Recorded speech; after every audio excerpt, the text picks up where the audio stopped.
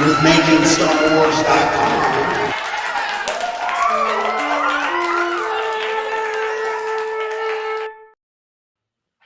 You might know me as Jason Ward. You might know me as Stryker, or as Mark Hamill calls me, MakingStarWars.com. Whatever. It's all the same. How's today? We got Sketchy Rob with us. He's suspended in animation. Then we got James. And we got Max, but she's doing that whole unfashionably late thing, you know. What can you do? How you guys doing? Doing good. Yeah. Every winds go by, the world is moving. Don't know the lyrics, but I remember. Yeah, it's better when you don't know the lyrics. You can just put whatever you want there. Yeah. But I that's where I wish. I bet you like Dan Castellana just does that. Anytime he doesn't know the lyrics, he just does it in Homer's voice, and then everyone forgives him, right? If I had that Homer voice, that's how I would do every karaoke. I just go on stage and just mumble all the parts I don't really know and make up stuff, and go in the chorus. So Max says she's on. Well, you know what, Max? You are on. Well, you know, we had a Zoom call the other night, and Max was on twice. So I think Max entered the multiverse. So Max can do that. We had multiple Maxes at the same time. It was kind of a strange thing. Hi, multiple Max. I wonder why they call her multiple Max. Has she been suspended in time as well? I think so. Actually, she's just statuesque. It's a statuesque beauty. You just can't. You can't imitate it. Now that you're talking about it. Oh, well, there you go. You're moving. You're moving now. Now you're moving. Or you're not. Man, these games. Max in these games. Hi, Max. Are you back? Max is typing in the chat. F you. Die. Let me log back on. Okay, cool. What does knife, butt, and pizza emoji mean? Like, I don't understand. I just any two of those I get, but I don't get all three. You know, like sorry. I just got this message. By the way, blank from blank is trying to take credit for the N1 thing. He's shameless. Dude thinks none of his viewers are paying attention. Mike Zero strikes again. Basically, all this motherfucker's got to steal. Like, why do you got to steal? Just go do your own job. If you're a leaker, just go do your own fucking job. Go fucking leak and stop pretending to be one. It's like pretending. I was wondering about that. Asshole. Leakers are. I was wondering about that. We're all boring and we suck. Why would you want to pretend to be one? Whatever. Well, Sorry. Because this weekend I was listening to a show, which I normally don't. I just save it for here. But all you people out there are like, do you listen to this, listen to that? I'm like, I'll put something else on. And then someone was like, yeah, then one thing brought to you by blah, blah, blah, blah, blah. And I'm like, that's not true. Like, yeah. I don't know what that attributing it to Bestman Bulletin at this point because he connected Din to it.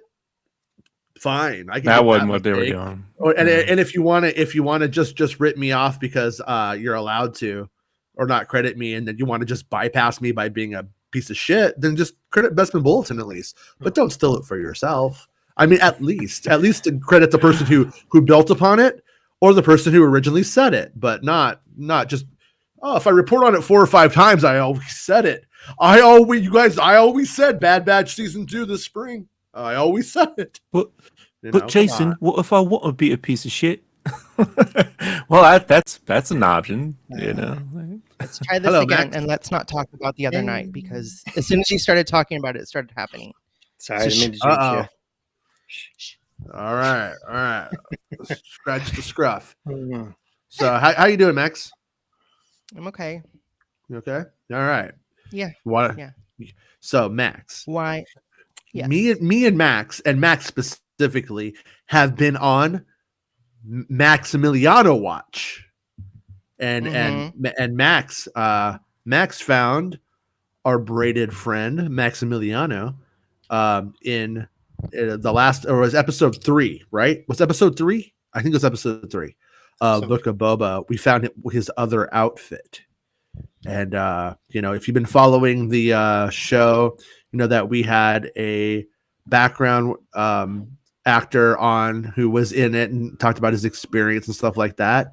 And it was super fun interview and fun to talk to somebody about their firsthand experience working on a Star Wars project, even in that capacity, because any capacity is interesting to me. And so right here, eagle-eyed Max kind of turns this on, and then I think that's him right here, right there, like next to the speeder. That's the other right there. He has the braids. You could barely see, and that was as good of a screenshot as I could get off of Disney Plus on my computer, because Disney Plus on the computer, it's kind of a jerk sometimes. But did we lose Max? I think we lost Max again. But we found Matt. We found the other Max. There's Boy Max, and he's kind of like our Schnarf, right? Like every episode, we find him. We found him. We found him. And we get the prize. But I'm half. So, all right, Girl Max is back after having found Boy Max. Shit. God, it's okay. Damn it. You know what? It's the man trying to keep us down. It's a vast conspiracy of networks that are designed to destroy us. Right. But we're not going to let him, Max. We're going to persevere. Fuck yeah. Resist. Yeah. Well, damn the man. Obviously, I told him. I said I was looking frame by frame, at all the background characters, and I saw this one, and I was like, "This looks like a character that has braids." Yeah. And then I sent him the screenshot, and he's like, "Holy shit, it is me." So I was trying to confirm. I'm like, "Do you remember that outfit?" And he said, "Yeah, I do." He's like, "That's me." So I got all excited. Yeah, and he said that they might have shot him with a 3D 3-directional camera or something like that for the shot. Yeah, he says he remembers them shooting a 360 angle. Okay, and that they likely put him in digitally. Yeah. I feel like every component of these shots is mostly a composite. I feel like I could be wrong, but probably. Yeah. And I'm like, you moved. I saw you move. Yeah, but good job, Max, and good job, Max. I was just happy that we had any kind of update on Braid Watch. We remember back in the day we used to follow Mark Hamill's beard. It used to be Beard Watch. Well, now we're on Braid Watch, and that outfit though, because we may see him again. They may use him again in the streets, and now that we know the outfit, I think it's going to be easier to find him.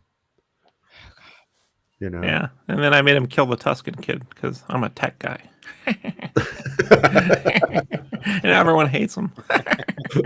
He's like, I didn't do that. They did it digitally. I don't know why. Gotcha, Wards. Me and Johnny, we're watching the beginning, and when George Lucas says I'm a tech guy, for some reason we just couldn't stop laughing. It was just the dumbest thing ever. I'm a tech guy. Yeah. Meanwhile, he's still on a crackberry. You know what I mean? Yeah.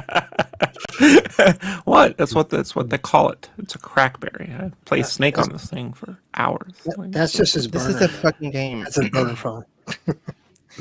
I'm pretty sure it's kittens. I think you got kittens in the internet tubes. Kittens in the tubes. So, anyways, let's talk about a story I got to briefly hit on Friday, but I had my childrinos with me still, and so I had to be like, here it is. Okay, gotta go. Bye. And that was some Star Wars casting, and then I didn't get to hear what you guys thought about it or what your take is. And so if you missed Friday's late afternoon show, we're gonna do it again.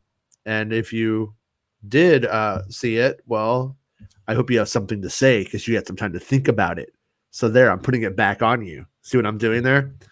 I am not owning the repetitious nature of the week, I'm putting it on you because I'm a tech guy. Okay, so Mary Elizabeth Winstead joins Rosario Dawson in Ahsoka. Exclusive. And by the way, anybody who read this on Friday, you can just say it's yours now, according to internet rules. Internet rules is this is now your scoop, and you always said it. And so I'm going to pick one lucky winner from the chat because you can do this on YouTube, and they will be the number one exclusive. Oh, today's exclusive is from Joel Williamson. Joel, thank you for your Star Wars scoop at the Hollywood Reporter. It's yours now. That's how it works on the internet. So Mary Elizabeth Winstead is what was that, dude? Go ahead. I want to. That's how you make your way up Nickelodeon. You know, so you know. And I'm still giving credit to is this Boris Kit? Yeah, Boris Kit. He needed his cliched Star Wars intro, and he made the first new one for the trades after about 40 years of Star Wars, and that's Mary Elizabeth Winstead is plunging her career into hyperspace. So she didn't get a Star Wars is back. She didn't get the forces with her. She's punching her career into hyperspace. So the actress has joined the budding cast of Ahsoka. God, the flowery writing of the trades is they're better writers than I. So I'm not getting into it on that level. But what I am getting into it is they make it sound like it's really a coming of age story. Like this is how you get your first period or something, you know? The actress has joined the budding cast of Ahsoka, the next Star Wars live action series gearing up to go into production at Lucasfilm and Disney Plus. And let me check on see if Max is back. Nope. Okay. Rosario Dawson is starring as the fan favorite character Ahsoka Tano, a Jedi Knight survivor popular on the animation side of Star Wars, who made her live action debut in the second season of The Mandalorian. And no, it's not really true. It's not really accurate. I'm going to be the big nerd here on that one. Ahsoka Tano quit, and she went and got a new job. I don't know what the new job is, so that's why I'm not blaming you, Hollywood Reporter. Even though this is Joel Williamson's exclusive, we decided because he's always said this since Friday. Hayden Christensen is reprising the role of Anakin Skywalker for the series. So I find this part right here interesting. Okay. Like, is this just a person at the trades doing a Google? Who is a Hayden Christensen? Okay. He's Anakin Skywalker because he's Darth Vader.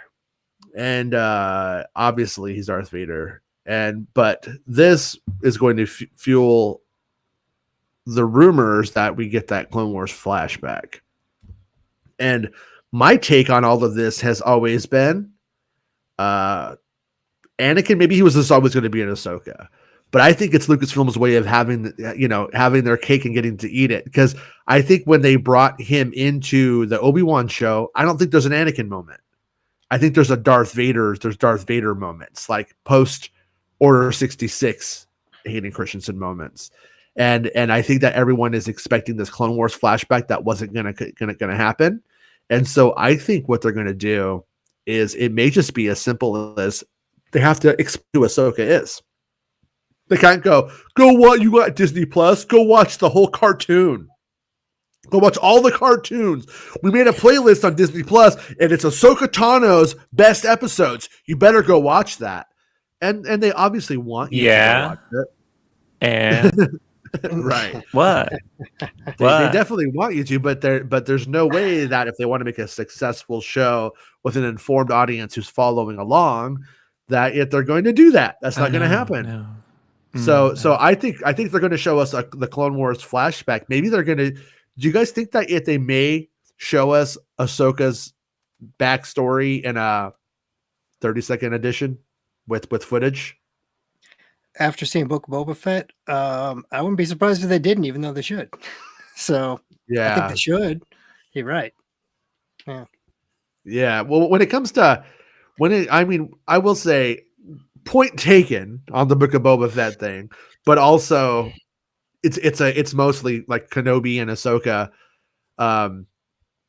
they have a lot of different blood involved. Is I guess the way I would put it, and so I'm not sure if it pertains or not. But I mean, Filoni, Favreau do have the kind of in that Venn diagram of creators, they do come into it. And so who is this? Who is this actress? So the actress is. Did you ever see Scott Pilgrim versus the World or whatever, or Cloverfield Lane? Fargo season 3. No, I'm sorry. I talking about this girl. Yeah. Mhm. Mary Elizabeth Winstead. Okay. She's gonna be in the Ahsoka series. And so my other question, before we'll get down further into the article, but do you guys have any impressions? What do you guys think? You guys think new character, or do you guys think this is an established Star Wars Rebels era character? Because I could see her playing Hera to some extent, but I could also see her just being a new character in general. I'm hoping. I don't know who she is, but probably a new character. Yeah. What was that, James? Yeah, I'm hoping new character, and she's good. I mean, I like her and everything she's been in. So Yeah. I think it's a solid casting call. Yeah, she's. How about you, Rob? What is your take? You watch, she'll all be a about it? droid. You know? Yeah. You're like, damn Yeah. it, I just want to see, I just hope we don't get big announcements like this for voice cast. We didn't with Matt Berry. It was a nice surprise. I like voices to be a surprise. Like, hey, that's that voice I know. Or is that the voice I know? Or why that voice? Why the gonk droid for everybody? Like that gonk guy. Just outside gonk, outside of the Force Awakens, they haven't outside of the Force Awakens, the trades haven't made big deals about people that are just showing up to play bit parts so far. You never know. It should probably be one of those mechanics or something, like when they cast Amy, what's her face, with the mechanic on Tatooine, right? Strangers with Candy. Amy Sedaris? Right? Yeah, there you go, Sedaris. Yeah. Mhm.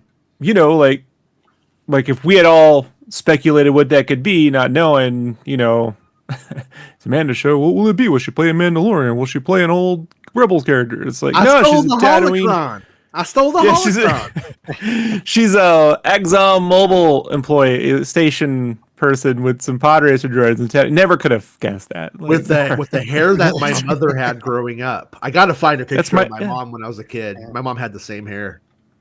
Yeah, my mom too. She looks and acts like my mom in the late 80s. Yeah. It didn't look like that though. My mom's hair looked better, but she did have big perm hair. I'm pretty sure me and Rob are actually brothers, and we're just gonna find it out late in the season. I think that's where this is going. I think maybe I'm Ms. Omega, or something. I don't know. Speaking of clones, I just realized watching the credits for Peacemaker that D. Bradley Baker does the voice of Eagly. Oh, okay. I was like, hey, look at that. Hey, like you can I could be Tamora Morrison and I can be an eagle. Like there's range there. It's great. It's awesome. Yeah. Do you think when he meets Tamora Morrison, he's like, dude, I have to be you and an eagle, so kind of more of a man. Anyways, Mary Elizabeth, she's punching into hyperspace. Rosario Dawson is the fan favorite. Hayden is reprising the role of Anakin for the series, which is set 5 years after the events of Return of the Jedi, with Ukrainian actress Ivana Sokno and Australian thespian Natasha Liu Bordizzo also slated to be on the call sheet. Oh, I like when they say call sheet. I really feel like I'm a Hollywood insider at the end there. You are. Yeah. Illuminati's getting real excited right now. Oh yeah, they're like, casting. We got this. Call sheets. We got this. Casting I'm grids. being facetious. I like them. No, it is true that they rock the casting grids. I think they're a valuable resource for that reason. So I'm not knocking it. Yeah. I mean, you want to fight them, but I think they're pretty cool. I lost my fight with Meg. I'm done picking on people. You know, like what's the point? You shouldn't have fucking, dude. Right? Man, mean left hook. She plays the bass. Plot details and Winstead's character information are being kept hidden in a bunker on 10 Cloverfield Lane. That's you guys get it? Because she was in that. Oh my god, you're too much, Boris Kit. You little critter. They just graduated creative writing class from a junior college. No, it is. Like, stop it. It is how it's done. It's how it's done. It's just how it's done is stupid. Easy. Yeah, this is why I hate the world. To be honest with you, You almost sounded like Jake Lloyd there. You know, like it was a little like the same reading he did. You know, right? Are you an angel? I hate the world. Are you an angel? Yeah. I heard George Lucas talk about him. He sees him everywhere. He's fucking nuts. See.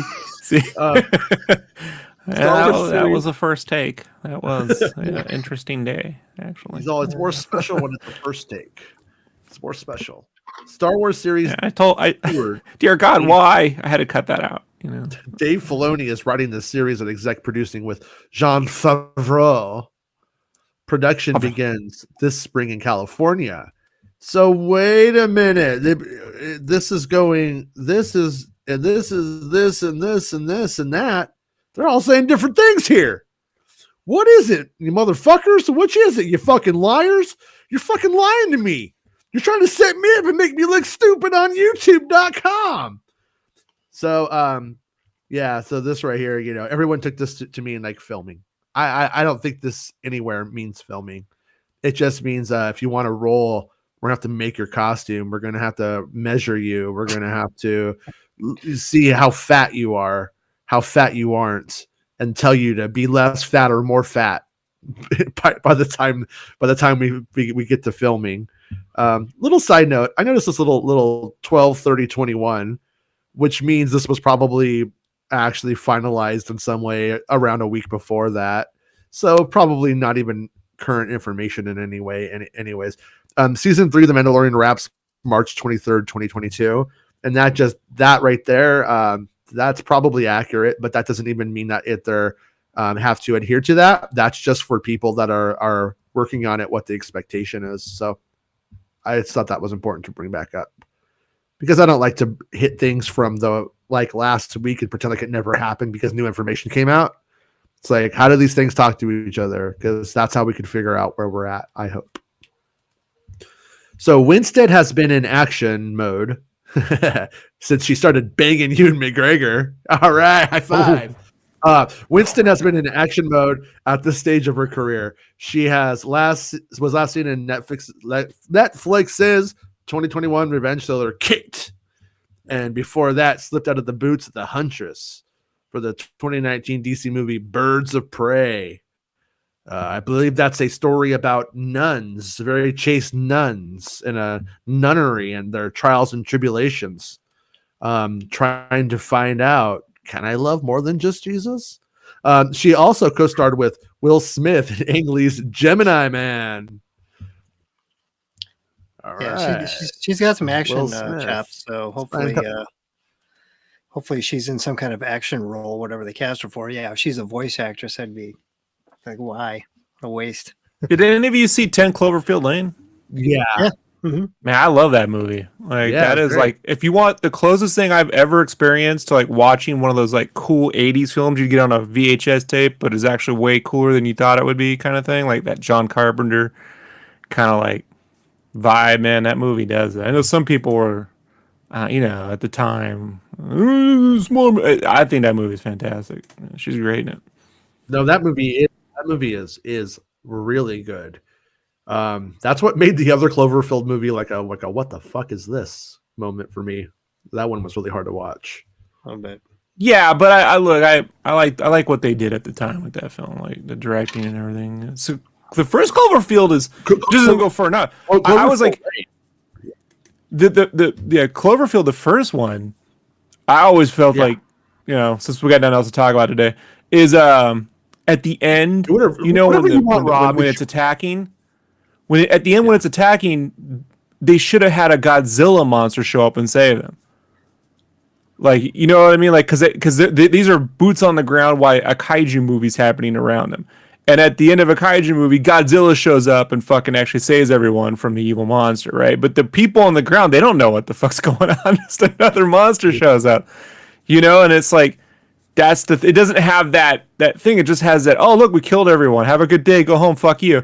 And it's like, I get that feeling, man, but you can't do that for like a $300 million film kind of thing. Like, people here kind of want to feel good about themselves afterward. It's such a fucking bummer, the end of that film. But closest thing to like I always felt like it actually felt like a Half-Life a little bit, that movie, right? Like closest thing to kind of like Half-Life in a film. So that movie was a red flag of what was coming with JJ Star Wars. It seemed like this shit again. It seemed like they were just kind of. I felt like Cloverfield, they just kind of made it up as they went along. Like there was like, hey, we want to make this monster movie, and we're just gonna film some stuff, and we'll figure it out as we go. Not everyone can write it all the way through like I did. James, it felt to me like it was like I bet you this is what happened. They bought a movie, decided to make a script, and decided to make it, and then decided just to bookend the elements to make it a Cloverfield universe film. That's at the end of the day. But I think even that aside, I think it was a good movie. Performance was solid, and I'm kind of hoping that she's a new character, because I do think that she has a lot of ability and a lot of range, and so if she's somebody new, I think that there's a opportunity for a contribution here that actually matters. Like if she's like fucking Hera, like that's great, fine, cool. But at the same time, I mean, I don't know if that is that really needed? Like, I mean, to some extent, like her character's going to be like a very exciting I fly the ship kind of mode, and I don't know if you need her for that. If you haven't watched Fargo season 3, I mean, that's the one that did all the damage to Ewan's marriage, but they are great together in that whole series. It's a tough series to watch, but she's quite good. Well, I'm not a Jedi anymore. I can do whatever I want. that's what should have happened. It wasn't me. It was my twin. You're playing both the roles, you, and no, it was my twin. I rebooted my phone. All right. Sorry, cool. guys. No, it's cool. I know y'all hate my guts. No, I just. Hey, you know what? I can get my guts replaced by this guy. Yeah. He'll get all up in your guts. He doesn't care. That was an amazing segue. That was. Get all up. Wow. No, he won't. He'll pass it off to someone else to get all up in your guts. Like, it's the problem. He doesn't do his own gut wrenching. I don't know why, but for whatever reason, when I saw this poster, I was just like, these posters, they just don't matter. Can we do a split screen with him and Eddie Grant? So we can do it is Eddie Grant. Yeah, totally. Yeah. It was an interesting choice for a character, unless he has a bigger role going forward. If he has a bigger role going forward, then I totally take it back. But based off of the fact that he's like, why didn't you just say so? And then that's it, and then every rest is a montage. But it's odd that they did a flashback with using the mods, and then in present day Boba, then all of a sudden the mods come back, but there's no connection between those two events. It's just like completely like those things could have been somehow interlinked and intertwined, but they were just like completely like two different tangents. He's like, I need to get these guys in a gang someday.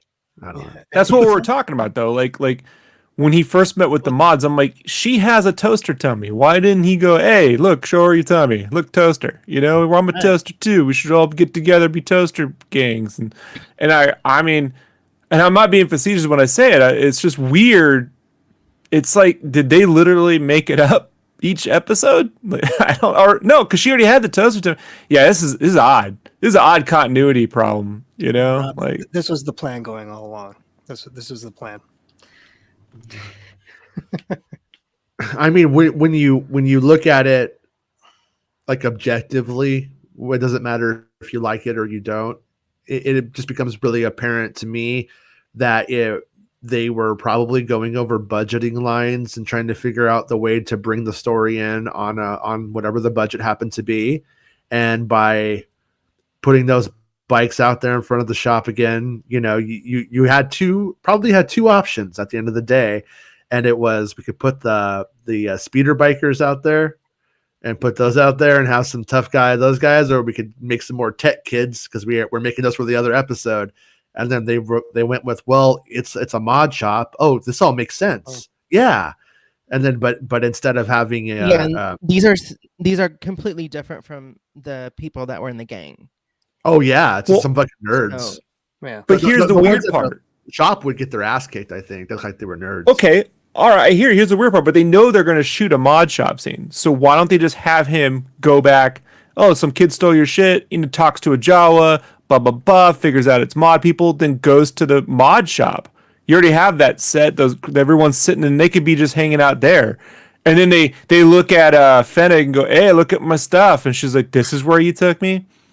Like there'd be a whole, at least something there. It just if I was writing it, I would have had a one little interaction where Boba looks at the kids and tells them, "Get a job," and then they say like, there are no jobs," and then they leave. And then later on, it's like, what? It all connects.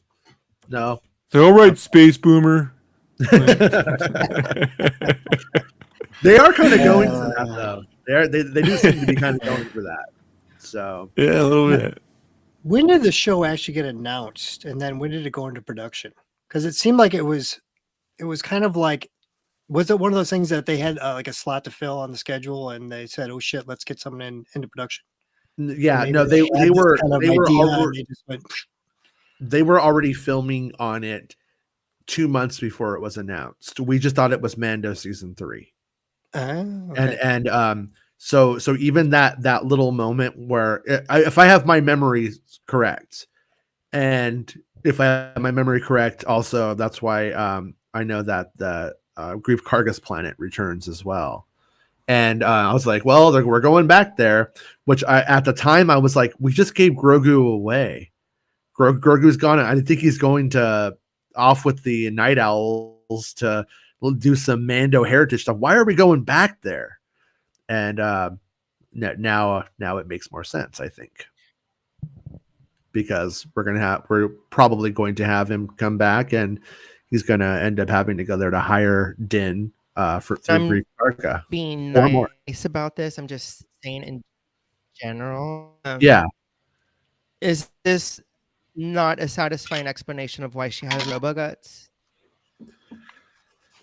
I don't know. I mean, it really, when you get down to it, it is like it's a lot of out of the way stuff for something that nobody really cared that much about in the first place. That's what's sort of strange about this one.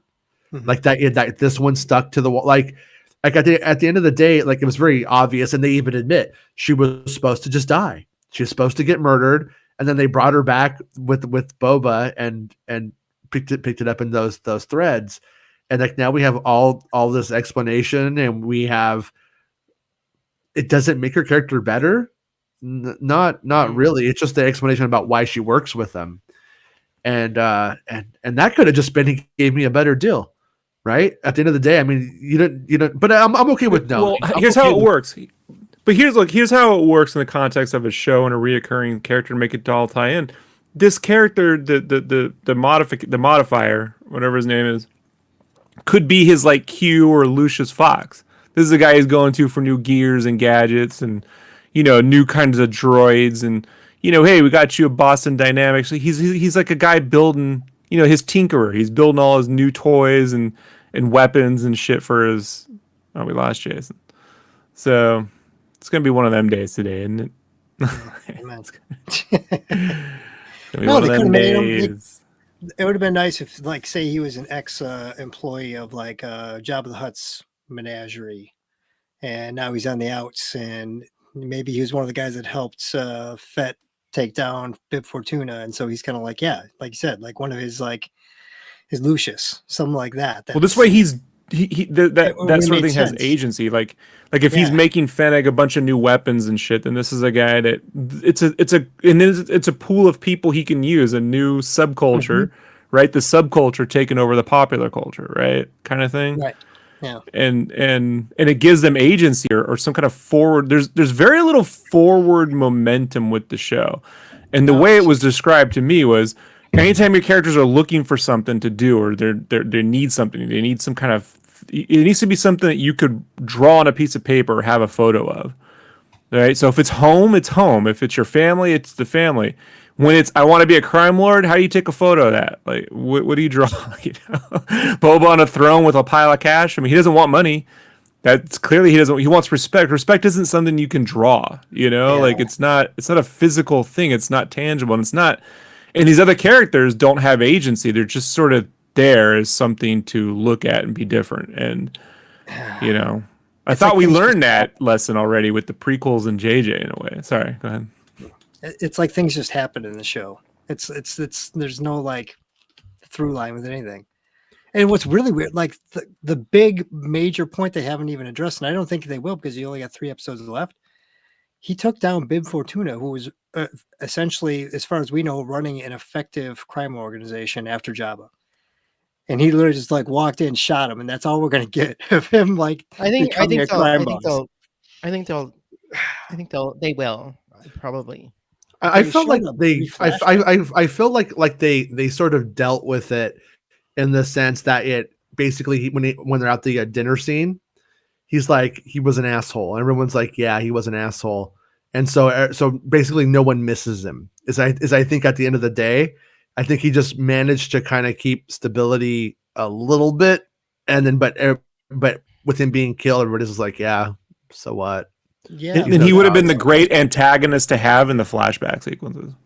right. So we can see him being an asshole to everyone versus Yeah. being told he was an asshole. And being It would've told been- someone an asshole is not as good as seeing someone be an asshole. Sure. Bingo. It would have been cool if he was not cool, but it would have been more understanding if he was the one that killed, the Tuscans or had them killed. Yeah. Well, And the then time will tell if that wasn't the whole thing, and that was Yeah. when we got to that episode. My take on it was that, hey, look, Boba Fett's getting tribute from all these people, right? We've already seen this. So, what if the Tuscans when they stole all that stuff, no one ever paid tribute to the local lord? So there's going to be retribution for, like, hey, either you give us, you pay your tribute or there's trouble kind of thing. And that seems like an easy thing they could have done within the confines of the show. Like they already set this up, but then it's like these pikes, it's another double cross, and a double cross on a double cross of a double cross when you don't know who's really double crossing or why. You're hitting pro wrestling stuff Rick there and with Morty that. episode. So it's genius then, and everyone's gonna love it for years, even though it's totally fake. It makes no sense. No. If you get James E. Cornette to do the double cross, yeah, it'll work out. But if you get Mr. Fuji, I don't know. Mr. Fuji couldn't sell Yokozuna, but old James Cornette could. So you need a good pitch man for this sort of thing, and that's the shame. It's like they could have got an actor perhaps who gave Bibbs some real weird old guy personality, old. Like Did you call him bloated Bibbs? Yeah. Bib. What's up, Bibbs? I don't want this. So it's just someone to hate. There's no one in here we hate, really. There's no real like. I was hoping the mayor would be that guy. And the closest they've tried to is to make the mayor's assistant, but he just comes off as like, kind of like bumbling, kind of goofy. Like it's fine, but there's no one. I want to hate a dude. Like I want to know that's the dude. And when that dude meets that fucking cat over there, like we know it's gonna be trouble. Yeah. One thing I don't know if it's just bad writing or weak writing or whatever, but like Peter points out that Boba has said Bib double crossed him like twice now. And it's like, so he says he double crossed him. And then when it's like, I want my ship, and he's all, I don't think I'm going to like the answer. But that's not being double crossed. That's just you going, I'm too nervous to ask because I might not like the answer. like in a weird way. Let's- I was questioning, would it have been stronger if Boba had gone and said, "Can I have it?" and then was like literally like laughed out of the place? Would that have been better, or would fans have been like, huh, "You have shat upon the legacy of the great Boba Fett, you pieces of shit"? Like, would it have gone there, or would that have been better? Because on one hand, I almost feel like if he was pelted with fruit, by Gamorreans while they're laughing at him and pushed out, then he was like, "Okay, now I'm gonna come back and fucking murder you all." The way I'm reading it, and this is, of course, we don't get enough information half the time in the show, so this might be a stretch, but the way I'm reading it is that the Pikes are now involved because Bib Fortuna is out of the way. Mm-hmm. And that Bib Fortuna was the only thing stopping the Pikes from just rolling in and setting up shop, because they'd had 5 years since Jabba died to do so, and now all of a sudden they do it after Fortuna dies. So it seems like a random coincidence. So Bib Fortuna was powerful enough to keep the Pikes out, but not powerful enough to have one guy walk in and just assassinate him. There's something wrong. So they got to explain that. So it's just weird. The whole thing's weird. That's why I was sort of hoping that when Bib, I mean, the way it's because they set it up where he kills Bib after he gets his ship back. Like, that's the problem. So the only other way was to not go to Jabba's palace to steal the ship. The way was if they were out using his ship to go kill Tuscans and run errands and do sorts of, and then he scouted the ship somewhere on the Dune Sea and stole it back there. And then he's like, "I'm gonna get that motherfucker," and then maybe like the ship, he can't, shoot through a barrier that's protected or something, or he's protected by the Hutts, I don't know. But then there would have been a whole, I was wondering if they were going to do a raid moment where you see him infiltrate the palace and it's this big battle, and the very last second is the scene we saw at the end of at Mando, where he walks up and shoots him. It wasn't that he just walked in and shot him. There was this whole big battle, you know what I mean? And Bib was just sitting there getting high and not caring, or locked in his chamber hiding away, and Fett got in there. But I still feel that ending to Mando where he kills Bib and sits on the throne is just it's more of a Back to the Future to be continued moment than it is a Conan the Barbarian moment, so.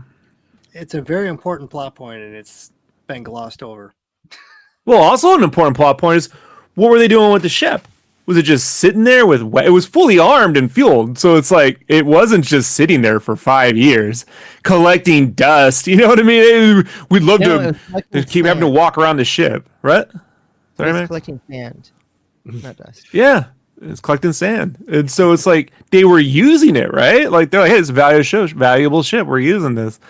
But like, go ahead. I'm sorry. Sorry. I mean, in watching Gamorreans, or hey, if Cad Bane was using his ship, that would have been the thing out in the desert to do. Cad Bane's got my ship, and he's the major dude for Bib, and the flashback as the showdown occurred there. Would have been then at least you have a rivalry and you have something there, and that moment to do a different pace. You have the chance to do that once, the good and the bad, the ugly, with Cad Bane and like Bib and Boba, maybe like so. I don't know, or it can't be Bib because of that scene, but I mean, it could be whatever. But you could have that old Western, and then in the current timeline, it's the crazy, over the top,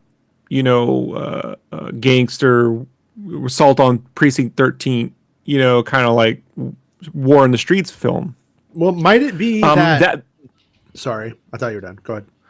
Oh yeah, that's the benefit to doing a flashback or flash forward plus current timeline, is you can do two different tones of film, right? And they're doing it, but the one they decided to lean on in the past was like Lawrence of Arabia, and the modern one is like it's not even Breaking Bad. I thought it would be like Breaking Bad, but it's I don't know what this is. I don't. Yeah. Well, I mean, might it be that Boba and Bib were conspiring to overthrow Jabba before the end of Return of the Jedi, and then the Great Pit of Carcoon happened, and he just left him in there, knowing that hoping he wouldn't climb out? Might that have been what ended up happening there? That's not a bad idea, but the problem is they're having a hard time with the complicatedness of the story right now. The story is overly complicated for what they're trying to do now.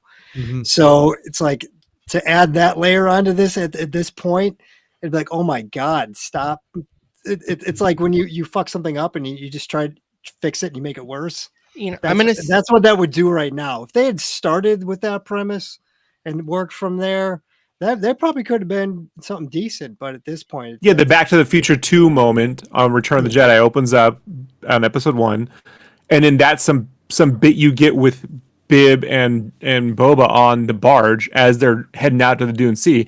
So everything in the background is footage from like when we're with Han and Luke out in there, and he's like, "Oh, it's bright. It's kind of a big blurry line," but we're seeing it from inside Jabba's ship with Bib and Boba as they're plotting, and then we see that whole sequence from Boba's point of view, and it didn't work out, and he gets double crossed. Then that would be like his pack didn't work, or there was something he did that Bib sent him out there to get killed, so that because maybe Bib had the backup plan of. They had a backup plan of Jabba dying there, then we could do this, but then Bib gets rid of Boba so that. Yeah, but Boba's like, I'll do the job, but you gotta get me this part on Amazon that goes on my rocket pack so people can't push the button, okay? He's like, okay, man. Boba has a wish I'm ordering list. it. It's not. Hey, he's all. I use Prime, dude. It's gonna be here in 2 days. You're totally cool. I don't know where it is, man. It'll be here though by 4. It says so. We're cool.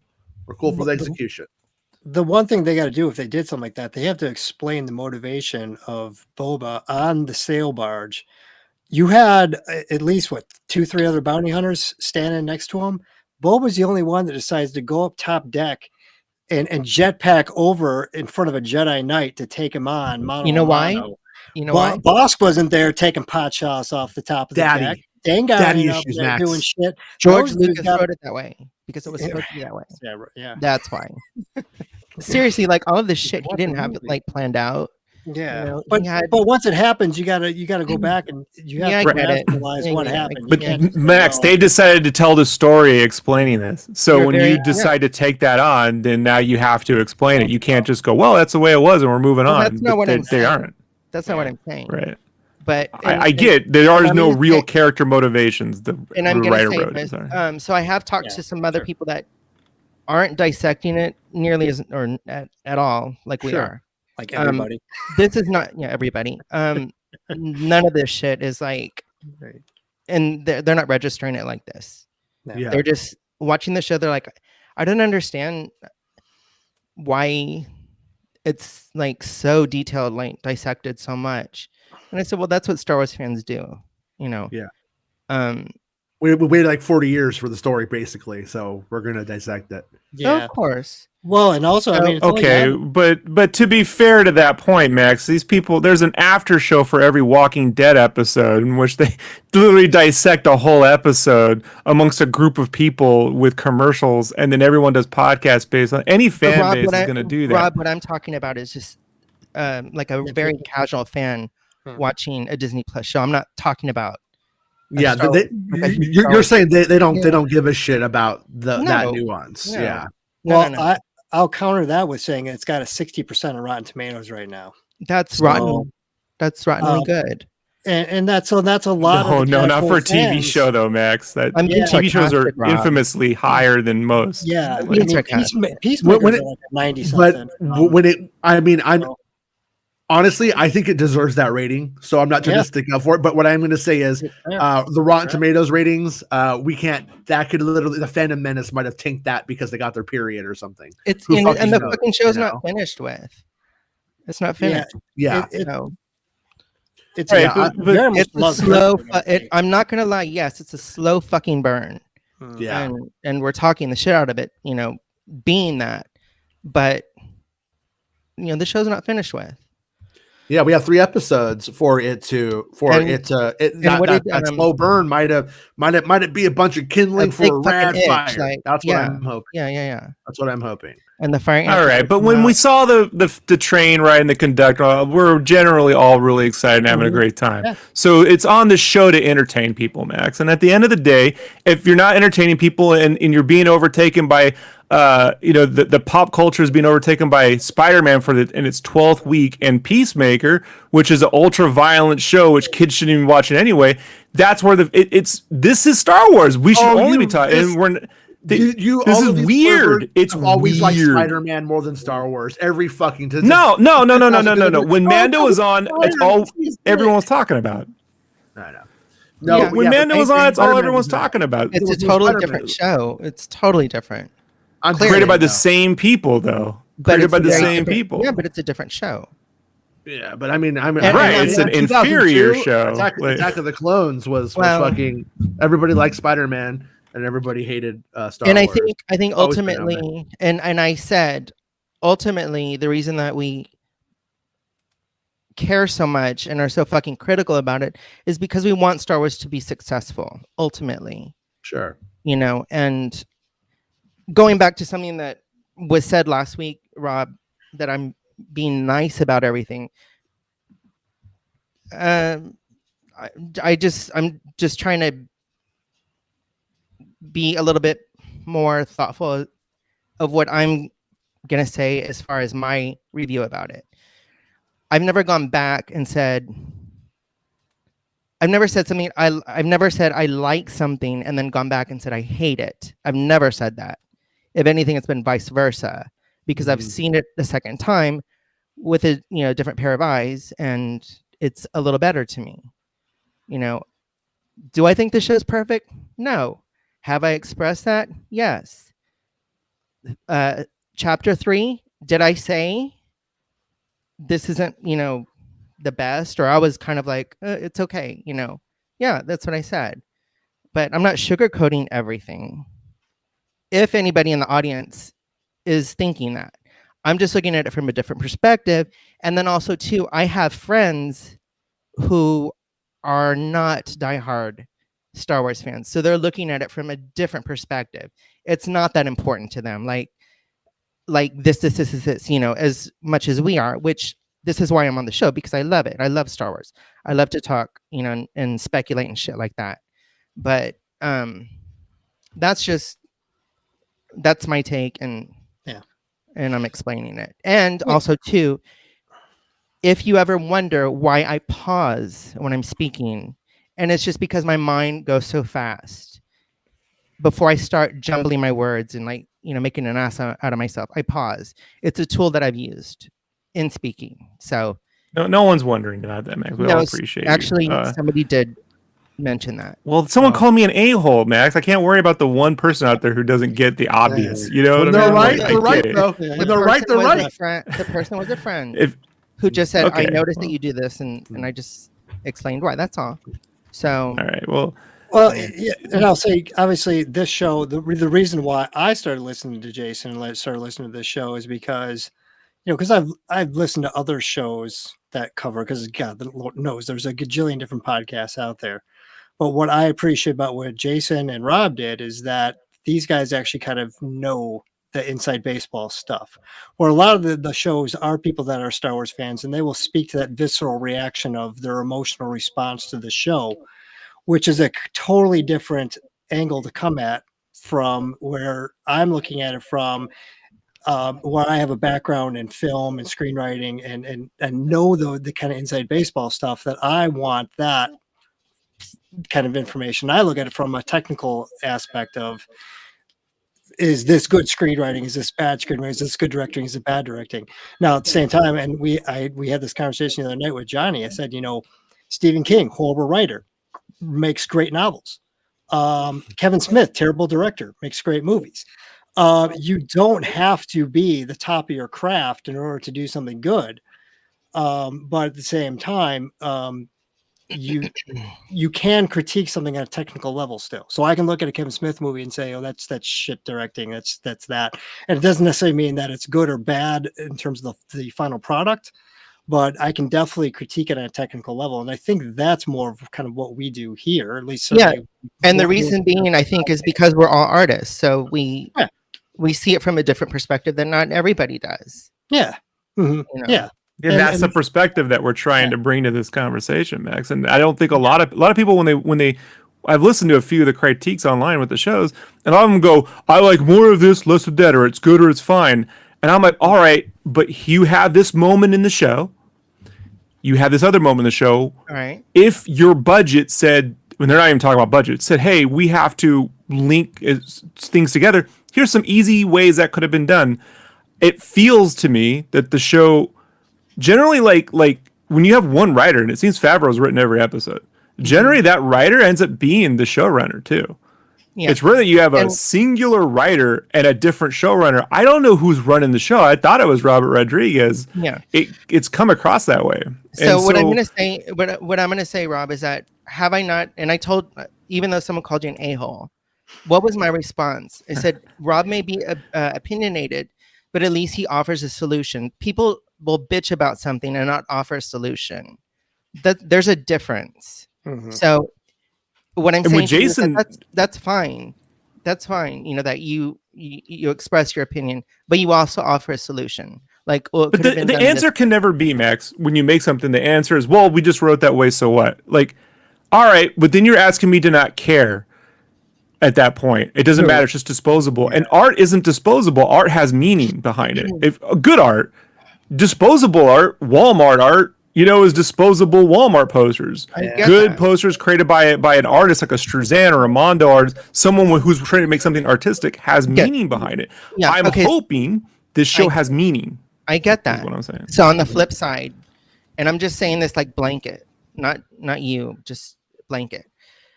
There's a difference between offering a solution and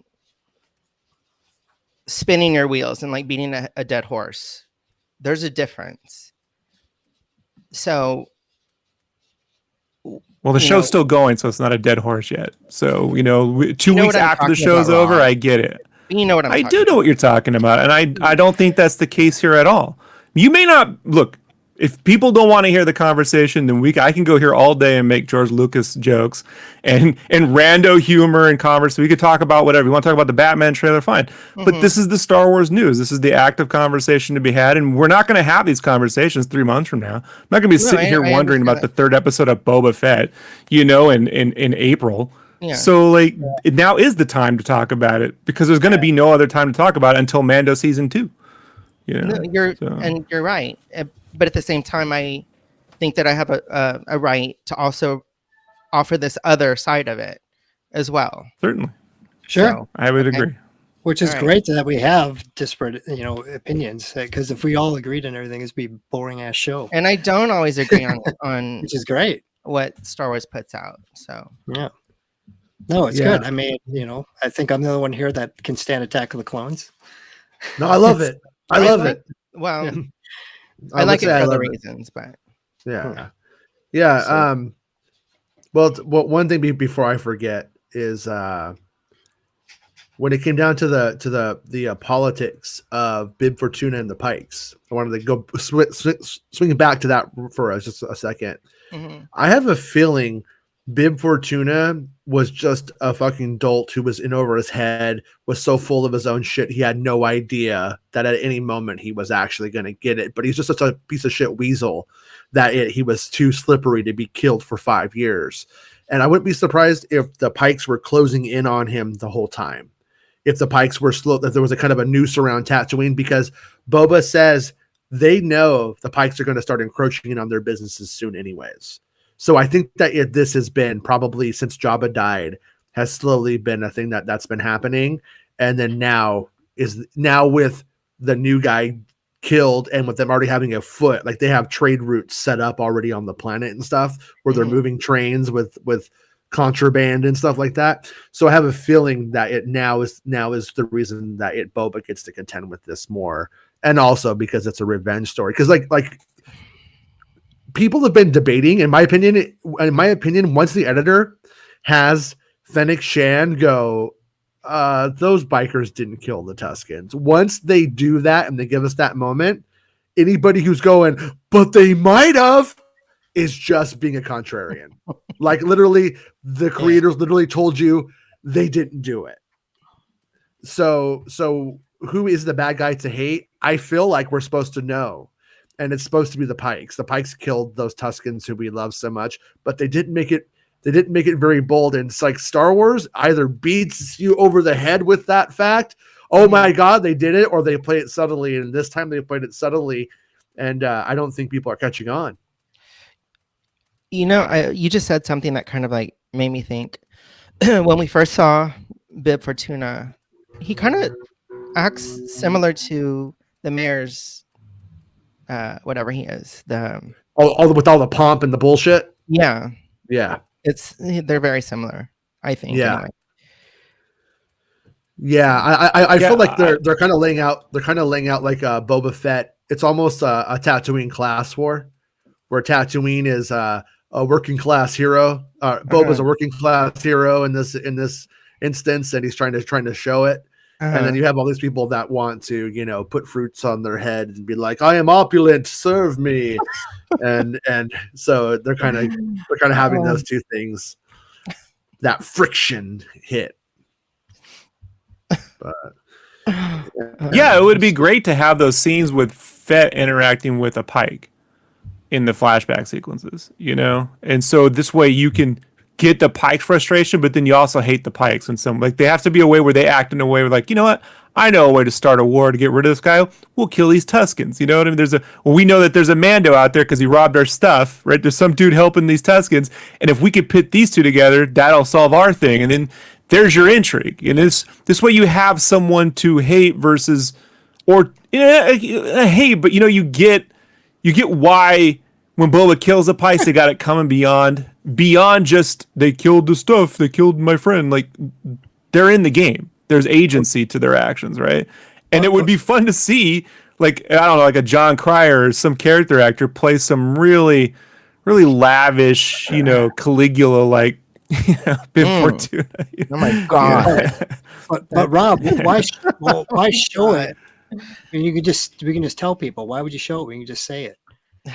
Well, that's what the comics are for, James. And we're about to announce at the end of episode 7 a 14-part Fortuna miniseries. There's going to be 37 covers.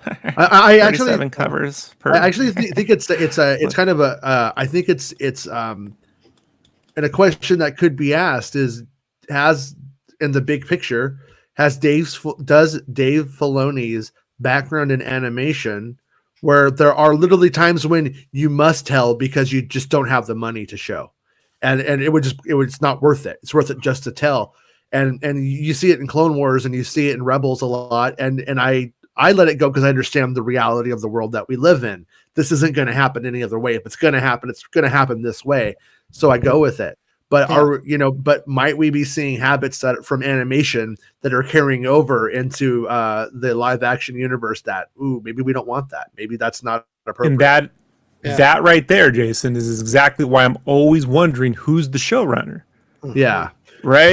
Because if the showrunner are two filmmakers who have made giant mega films and they know the show don't tell motto in film, are now moving to the tell because we have a limited budget, then you need to tell a simpler story so you can keep showing, and look, well, it's not as expensive to make an indoor set where they can show some of this stuff, so I'm not asking for a giant establishing Mos Espa shot, visual effects shot that's going to take months to pull off with millions of dollars. We're just talking about character moments amongst, fantastical creatures, to be certain. It's not as cheap as just filming in a house in New Mexico with a couple actors. It's going to require a little bit more effort, but yeah, I would think that's why I'm wondering, like, I'm hoping that goes away. That whatever this is, they learn their lessons and we don't have to deal with this, because it just feels,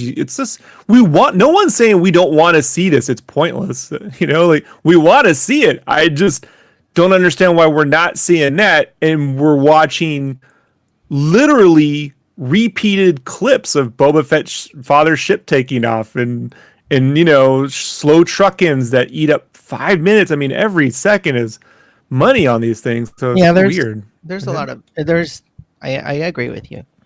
And I have from that part. Jason, I remember I think it was last Wednesday, I think. I don't remember last Wednesday, so good on you. No, I have a good memory. About why Boba went back to the Sarlacc pit to go look for his armor. I actually saw it. I saw in the script John Favreau wrote, because he's fucking stupid, he goes back to the Sarlacc and does his stupid fucking look at the stupid fucking Sarlacc. What a fucking idiot. I hate this character. I don't want to do this anymore. I want to make the Jungle Book Part 2. What the fuck am I doing with my life? Hey, I wonder what Elf's up to. I could probably make that again. That's what it says. Yeah, no, it's an error. I mean, because they show Boba telling the story. That's right. Okay, that's right. That's right. Yeah, that's it's right. his memory that we're seeing. Memory. Yeah, it's his. Yeah, and it's and then he gets on. He's like, I don't know why I'm fucking here. I don't remember any of this. And it's like I was so just like, and I bet you a lot of people aren't going to catch that either. Nobody's going to know by us and people. No, like but us. I'm glad that you reminded me, because just right now I was like, well, maybe he was so fucked up that he didn't realize that who stole his let's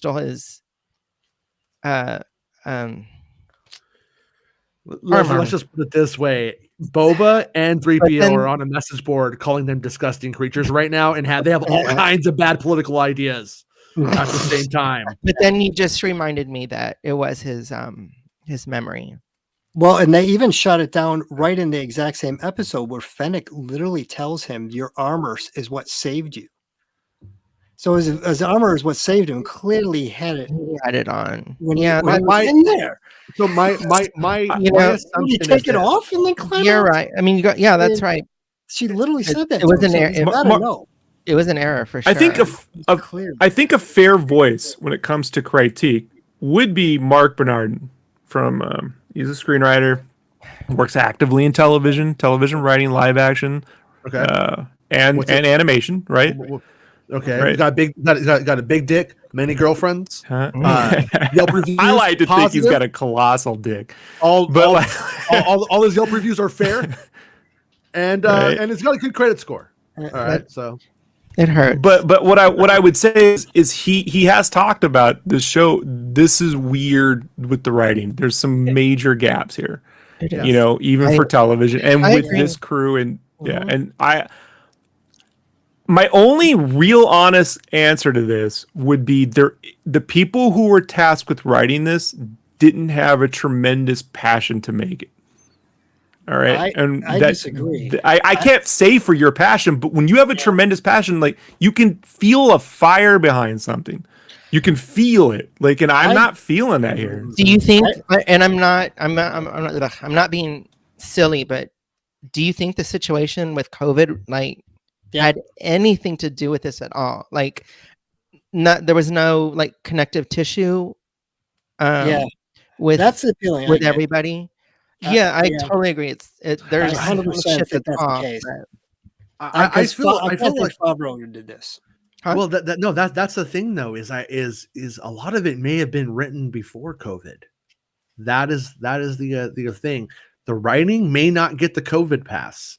The production may, but the writing, it's really hard to say because they may have been shooting this thing and writing it at the same time. We may have had that very scenario in this where they had the early parts of it written because this kind of this was fast tracked, kind of came out of nowhere for them. The story went there, and then they decided to postpone season 3 of Mando and make it the Boba Fett show.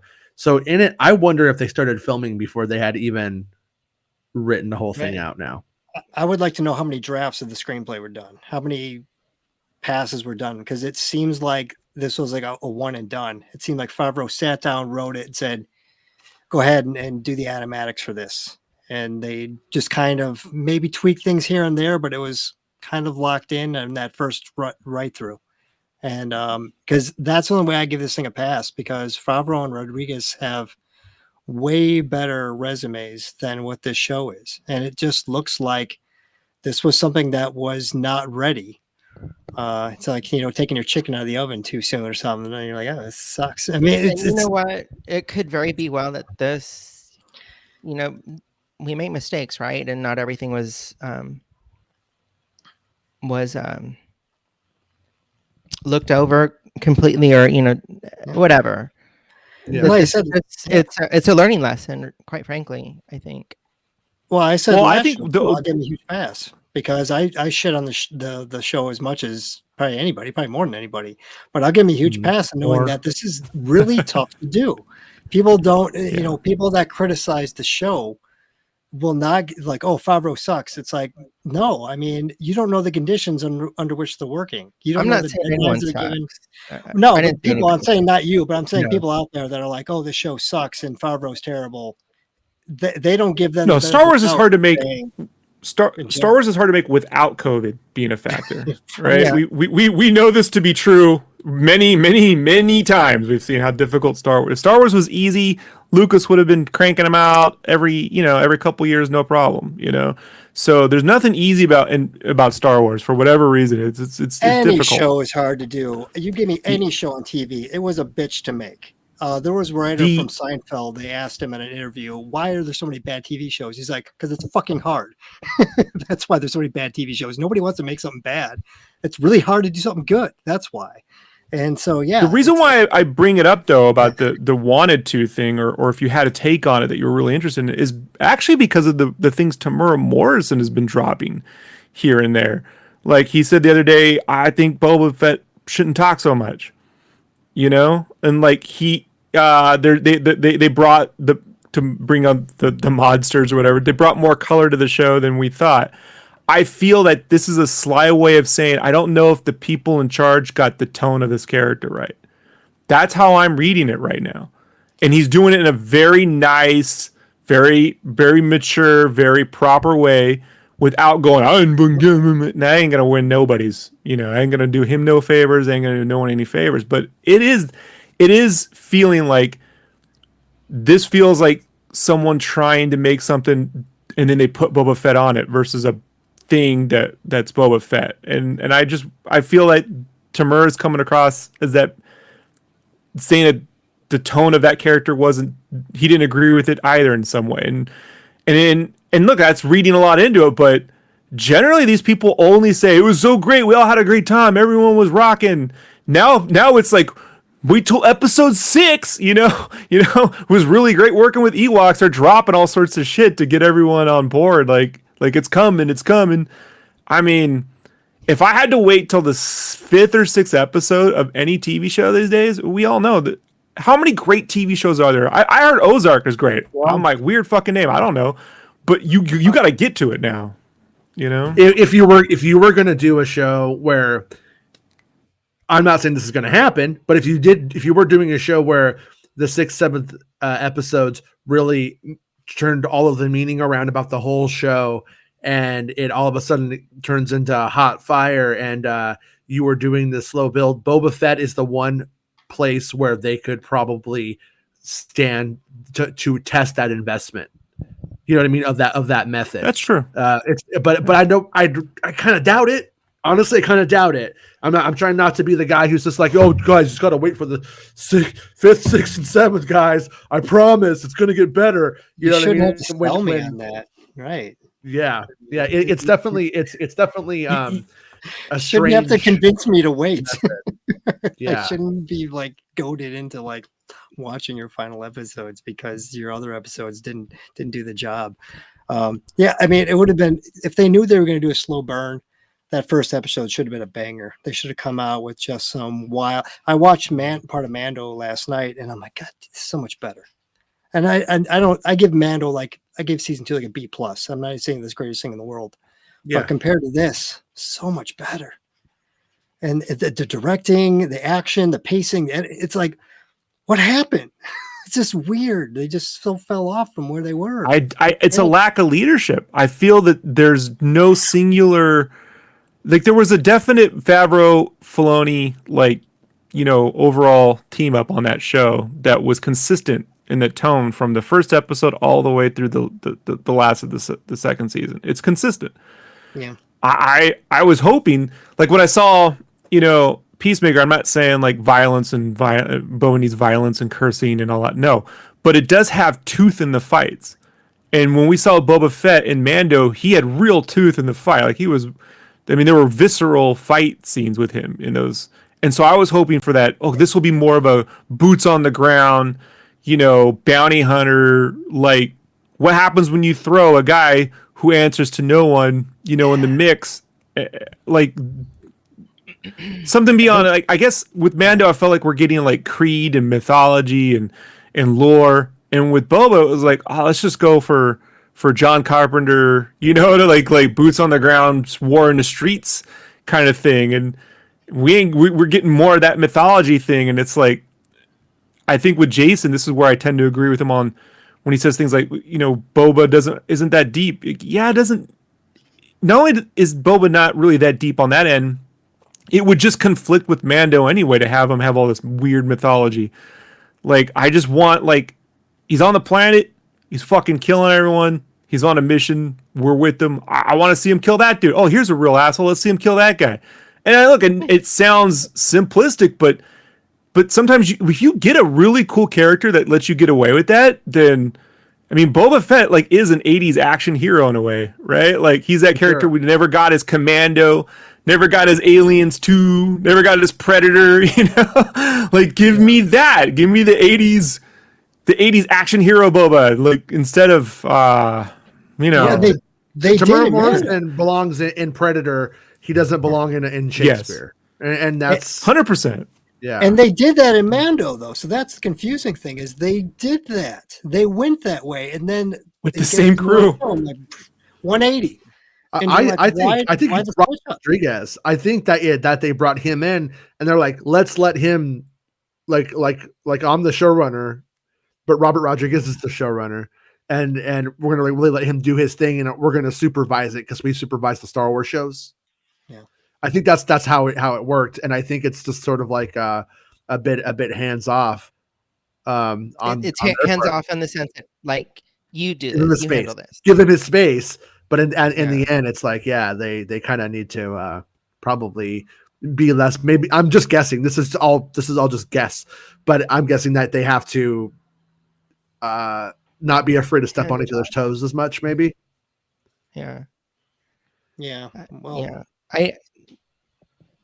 Just a guess, well, but they haven't burned goodwill. Leadership. They haven't, like, we'll tune in for a second series, but it's gonna be harder and harder. So, like, if they say, hey, we're doing a season 2, it's going to come out 2024, right, beginning 2024, okay, all right, but it's going to come with the caveat, like, that's going to be, like, if they can't Wrath-a-Con this very quickly, then, and they might in the next 3 episodes, Jason, you're absolutely right, where they could flip it, and then we're like, oh, okay, they were getting to this, but it's never going to be, like, it's very difficult when they've already, to me, they saved Boba Fett with those 2 episodes of Mando in a way, like they brought a lot of energy back to the prequels. They got people like me who are like, I didn't think Jango Fett was a particularly great fighter in Attack of the Clones. I didn't get anything out of it. Just sat there, shot from a distance, and like the best thing he did in that movie was drop a charge bomb, like. We did tie Ewan McGregor up if you're into that. Mary Elizabeth Winstead is. Yeah. So, Mary Elizabeth. So they saved that. Yeah. And now I feel like, well, people are not going to remember that now. They're going to remember this because there's more of this than there is of that. I will say that I am a little bit more interested again in Jango Fett. I bought comics in the hopes that I would eventually read them. I think I read a few of them, but I found some, and there are multiple of Jango Fett, so I'm gonna go read them. Just now, I'm curious. Yeah. Well, you remember the movie Logan, Max? Did you watch that movie, Logan? No. Okay, with it's the Wolverine movie with Hugh Jackman. Mm-hmm. Fantastic film, by the way. Even if you don't know anything about Wolverine, fantastic film. Great Latino actors. I thought you meant the Daniel Logan film. I really wish Daniel Logan. But in Logan, there's a thing where he's older and he fights a younger version of himself in that film. And initially in the script, it was supposed to be this character Sabretooth, which they have a long history in the comics, and in the movies, they haven't exactly translated very well, but it's there. And the reason why they changed it was to add Sabretooth, created a whole nother extra storyline that they had to explain things that just got in the way of, hey, if it's a younger version of this character, then now you're seeing what would happen how does an old guy at the end of his rope fight a younger version of himself? And what if this younger version of himself has none of the morals or creed that this character's learned, right? It's the evil doppelganger twin thing, but it works tremendously, and that evil version doesn't need a lot of backstory. In the same way that in Superman 3, the best part of that movie is when Clark Kent has to fight evil Superman, right? like that's the best part of the whole movie. And so that is the thing with this movie. It's the show is like, if he had to fight a younger version of himself would be his dad's age, and or Daniel, it could have been that sort of thing. Like what, and then there brings in the lineage and how old he is and that he's a clone. And this the one time I'm not always for the evil twin, trope, but man, this is where you get to thrive on that. Like I still think it's weird if we got to go into a Best Buy and saw a whole Best Buy being ran by clones of ourselves. How weird would that be? And there is that whole element to Boba that's fascinating, and it just hasn't really been utilized beyond the cutscene where the flashback where we see his father take off. I'd hook myself up with the TV if that happened. Yeah. Well, there's so many ways they could have gone with this character, and that's the thing. Is like if you put it up to a vote for the fans, because they're all about pleasing the fans, giving the fans what they want. Well, then would the fans have preferred to get a Boba Fett show of a younger Boba Fett working for Jabba, going on jobs, as opposed to this?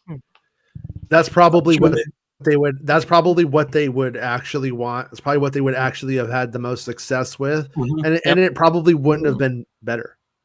At the same time, in my opinion, it's you know what I mean. No, sure. We've already seen that was the problem with Mando existing, is that we saw the arbitrary day of the bounty hunter, and you could go and you could put all kinds of twists and turns. I thought Sarah really liked me, but then she betrayed me for the bounty. It's like okay, that's a twist to it we never saw coming. It would just be a bunch of shit like that. And that's where they kind of run into a problem of like the freshness of story. When you've already had bounty hunting, catching blue fish guy and shit like that, you're like, okay, we saw it. We don't really need more of it. And I keep thinking these last 3 episodes are going to have Boba go, oh, I was being nice. Now I'm fucking done. And he throws it up. But if he does that, does it just feel like it's a quote mid-season course correction in the writing and they couldn't bother to go back and fix the beginning episodes? Like, I'm kind of curious if that's what this ends up being at the end of the day, because it very well could be, it very well could be. This is getting boring. What are we going to do? Let's shake it up. Let's throw in Cad Bane and IG-88 and Bosk and Dengar and get the old group back together and have them just kill everybody. Yeah, well, the comic books haven't been very inspiring, but they could have. If they did a story, if they did a story about some kind of elusive bounty, he's working for Jabba, and then who else is going after that same body? Cad Bane, and now he's got to work against his arch nemesis to try to outsmart him and outwit him at every turn. And it's a game of like cat and mouse or spy versus spy with 2 bounty hunters going at it. They haven't done that. That's a way better show than this shit is. Now, granted, if it's properly executed, you can take any idea and you drop on the floor and it's a mess. But at least that's a better starting point than I don't know what this is. I don't know. I don't get it. It's just a weird I keep what I keep thinking about when I try and be on the side of the creators. I try and go with them on the ride, and then when I get off the ride, so to speak, when it's over, that's when I try to really be like, you really shot the bet.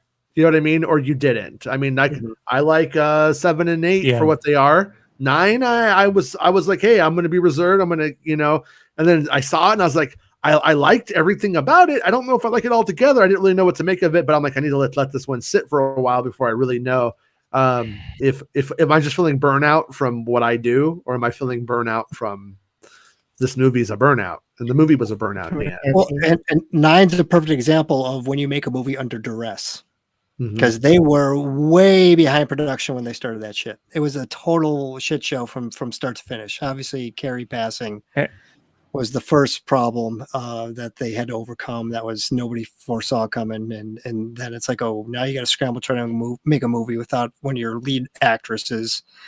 And then it was, bouncing around from this script to that script to, bringing this other writer and then firing your director. And then it's like, oh, we got no time. So bring your editor in while you're filming and edit on site. I mean, and we don't have time to make assets. So we're going to have to reuse Star Destroyers because that's all we got, and that's the kind of shit you get. So it's not, JJ made a bad movie, but again, I'll give JJ a pass. It's not his fault that he didn't get enough time to turn out something halfway decent. If you gave JJ another year on that movie, it's a much, much better movie. Yeah. But this isn't an independent studio anymore. This is a big, major, $1 trillion, big studio. And they have a comparative studio within their own company that is making films under COVID and all these other problems as well. Like Falcon and the Winter Soldier, the TV series, was supposed to have a whole storyline where they unleash a virus. When a fucking virus really hit the world, they had to go and dramatically change the ending. The endings with the villains people are like, well, it's not as toothy. Well, it's because they had to change it. That's a COVID change. The issues that they seem to be having feel like they're still operating under like we're an independent studio. We have to get this in. We have to make this thing. And it's like, I don't know. I just don't know. And I don't know where that mentality, I'm not going to say it's Kathleen Kennedy. I'm not going down that route. I'm not saying it's Disney as a whole. Sometimes culture's hard to change though, right? I saw her red eyes, dude. I saw her red eyes in thumbnails. I know I've seen the devil inside of her. Her and my dog, I know how that goes. So like, those pictures, but they got that red eye. You know what's in there. You know what's in that heart. Well, I just feel like culture is hard to change, and if you've ever been in a company that got bought out by another company, it just doesn't change overnight. That culture and it's still the old company, just with a new HR manager and a set of rules and a different benefits package, but the culture hasn't changed, and I still feel like they're operating on those older. No, I'm gonna go ahead. After you, I'm gonna say something after you. Sorry.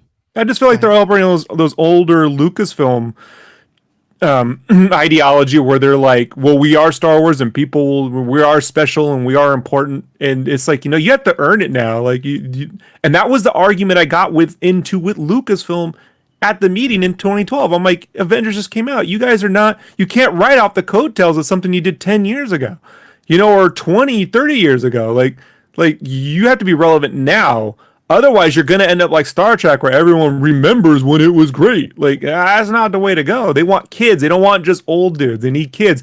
Are kids going to tune in to see Boba Fett if their dad doesn't care about? Like, no, they're going to play with the Boba Fett skin on Fortnite probably. Now, if they hear about Mando's cool and everyone's talking about Baby Yoda, they'll probably tune in for it. Or if they hear Peacemaker's got some crazy action, they're going to hear for it. There needs to be some kind of like buzz that's getting mass audiences to watch beyond the fans. And right now we're like in the shallower pool, right? We're all like crowded together in the shallow end of the pool, like we're all together, shoved in here now. We need a bigger pool. There is a chance that this show has a long plan, and that yet they're simply fucking like doing these moments that seem like they should be important because they're like, no, we're going to tell so much. We're able to live in these moments for a long time, and I hope that's not the case. But it's kind of how it feels. They don't seem very rushed, do they? But sorry, Max, you were going to say something. I cut you off. I was just gonna say, like, how would we be handling it if Lucas was still doing this, like now? Do you think that he would need a like a co-writer, somebody to help clean the script up, or would we be accepting of it? Lucas wouldn't be writing scripts if he was doing this. Just for the sake of argument, like, yeah, I know a lot of people are like, oh, this shit wouldn't be happening if Lucas was back, but not y'all. Other people were like bitching about him, during the prequels. This feels very Lucas to me, doesn't it? Doesn't it? This feel like I quit Star Wars. This feels like George Lucas to me. Honestly, it does. And not angry. Like, I just, this is not for me anymore. I was after Attack of the Clones. I'm like, I'm done with this. I don't need this. And with Revenge of the Sith, someone had to pay for me to go see it, and I just sat there like, whatever, man. Like, I go watch Reign of Fire. You know, like, I don't need this. Like, you know, I got Equilibrium. I can watch a bunch of other weird things. That You Yeah. sound That, stupid to me right now. I disagree good. that I don't think this is like Lucas, because the difference being, I think Lucas took a lot of chances, and a lot of those risks and chances he took didn't always work out so good. Whereas this is not them taking a risk. This is just like we talked about this whole thing with Kristanton. He could have recruited him right then and there, but then they got to go back to the club and add a useless scene. That's not a Lucas thing to just like, let's just add useless, nonsensical scenes that we could have put into another scene. Lucas just did weird shit. Yeah. You know, like midichlorians and stuff like that. And people are like, what the hell is that? And, you know, for better or worse, I mean, it fits thematically perfectly into Phantom Menace. So it's weird. Wouldn't it It's be out funny there, if he, but it's not like, if oh, some of the that's shit that horrible we don't, writing. wouldn't it be interesting if some of the stuff that is being critiqued so much, he kind of like gave them like, oh, y'all should do this. You should do this. And It's all Lucas's people fault. fucking- He's like, I did it again. I'm a little stinker. I will Joe say, said I'm a little stinker.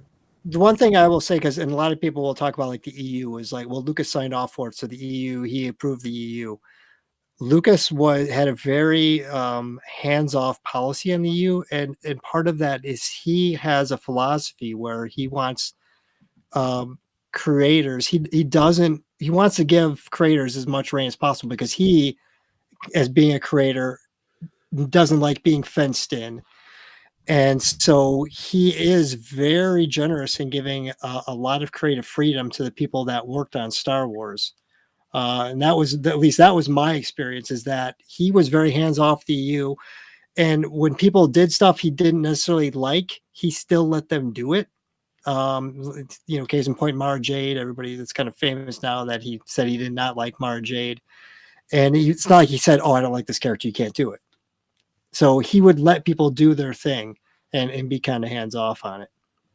Now, if it was like, you know, episode 7 and he was still in charge, he would not let JJ do what he wanted to do.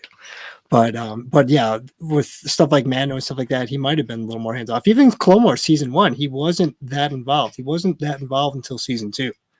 Yeah. And part of it was because he kind of saw what they were doing, and he was kind of like, I got to help out. And he did. I mean, it's tremendous. You can see as soon as he got involved, how much the show got better.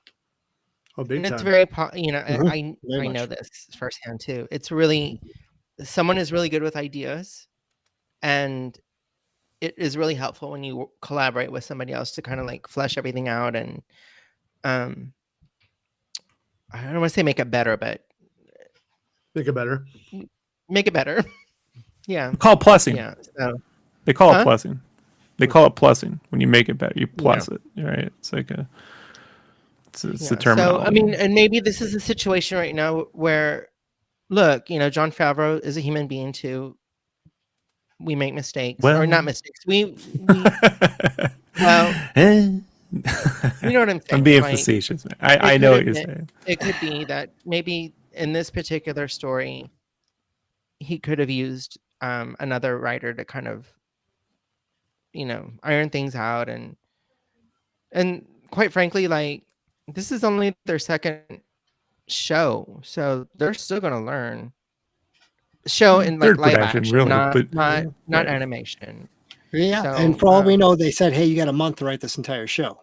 I mean, we don't know what. And know, remember, what James, positions he's working when under. I said something about okay, I'm gonna backtrack a little bit. So when we had the conversation with Max, like, I was really pumped. I kind of like looked at the show a little bit differently, and especially like the background characters and stuff like that. So I was not as harsh. So when I watched the show, I was excited. Mhm. And I wrote down everything that I liked. I didn't write down the things that I didn't like. I liked the things that I did like. So I was really excited to share that. It just gave me a different perspective. And then on Instagram, seeing other actors or background actors saying, "Oh my God, this is, you know, I'm in this scene," and they were like screenshotting the same thing that we're doing.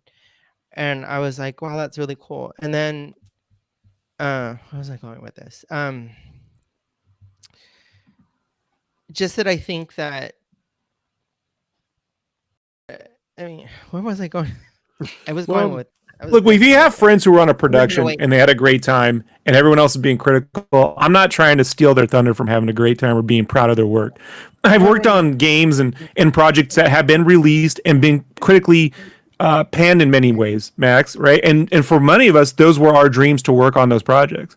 And when you get those resounding, and we're talking about pretty fevered fans, right? Some of these people live and die by some of these properties, like they identify with it in a very meaningful ways to them. And so when you get that, it doesn't take away from all the excitement that we had. Everyone put their best foot forward. The real bummer of it all is like when everyone puts their best foot forward, but it still doesn't come together. And then for whatever reason, that's why I never start with the. I'm sorry. Yeah, I know what I was going to say now. I agree and that's kind of where I'm going with this. In a way, I went and I mentioned something to James about like if you were given the opportunity to write or to be in Star Wars. And do you remember what you said? You're like, I could write something for Star Wars, or should I not have said that? No, go ahead. Tell me, because I don't remember what I said.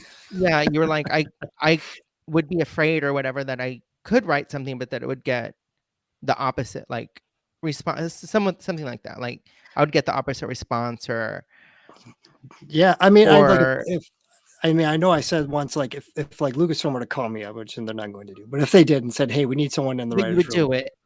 I would say yes, You but would I do it. would probably be disillusioned by the experience. I mean, if I'm being realistic, I would love the opportunity, but it wouldn't surprise me at all that it would be like one of those things that it's kind of like, never meet your heroes kind of thing. That the experience wouldn't sounds very be true. I think pretty much everybody I've ever known who's gone through it has essentially come out on the other side with some form of that. Some better than others, but some form of What that. do you mean? With what? Disillusionment. Yeah. Oh, never meet your heroes?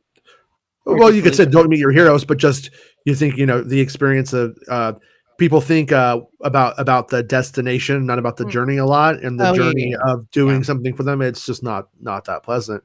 It's a job. Rattle Shark says his ex-wife saved him from himself.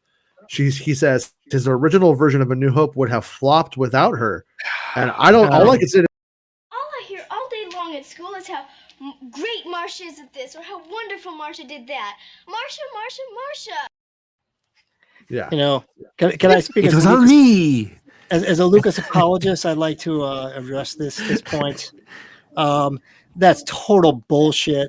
When people are, when people say, "Oh, the movie was saved in editing," that is complete horseshit that they say that, because every movie is saved in editing. There's no movie like, oh, it was directed great, and then the editor got it, and he didn't have to do any work because it was directed so well that they just chopped anything together and it was great. Lucas fired the original editor because he did a horseshit job editing the movie. Lucas saw it and said, no, this is not good. Lucas is the one that edited together the animatics for the gunport scene in A New Hope.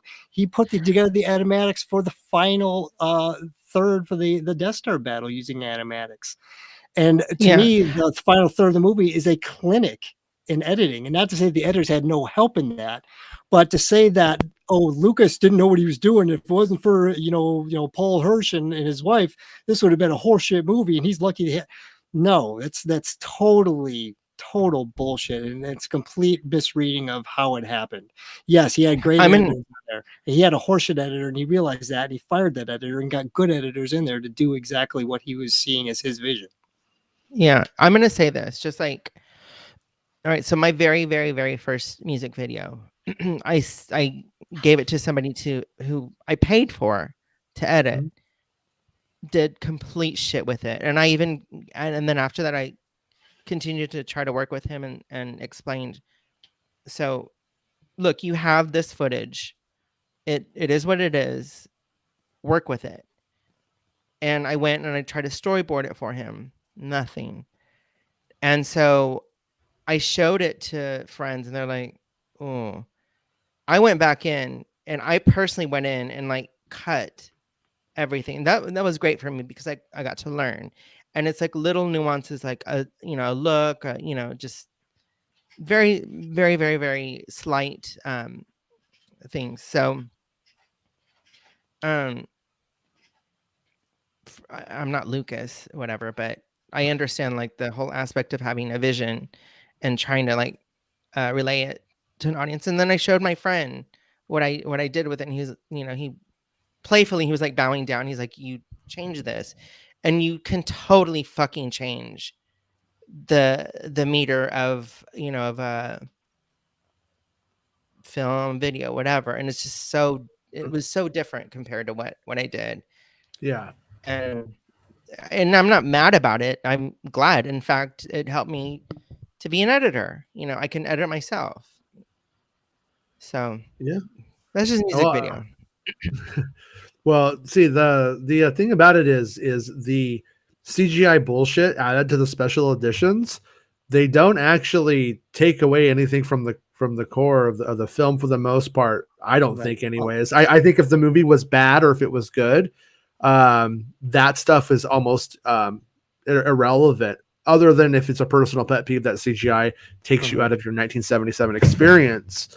But for the most part, outside of the Jabba the Hutt being added, that's really just kind of a sideways move. Yeah.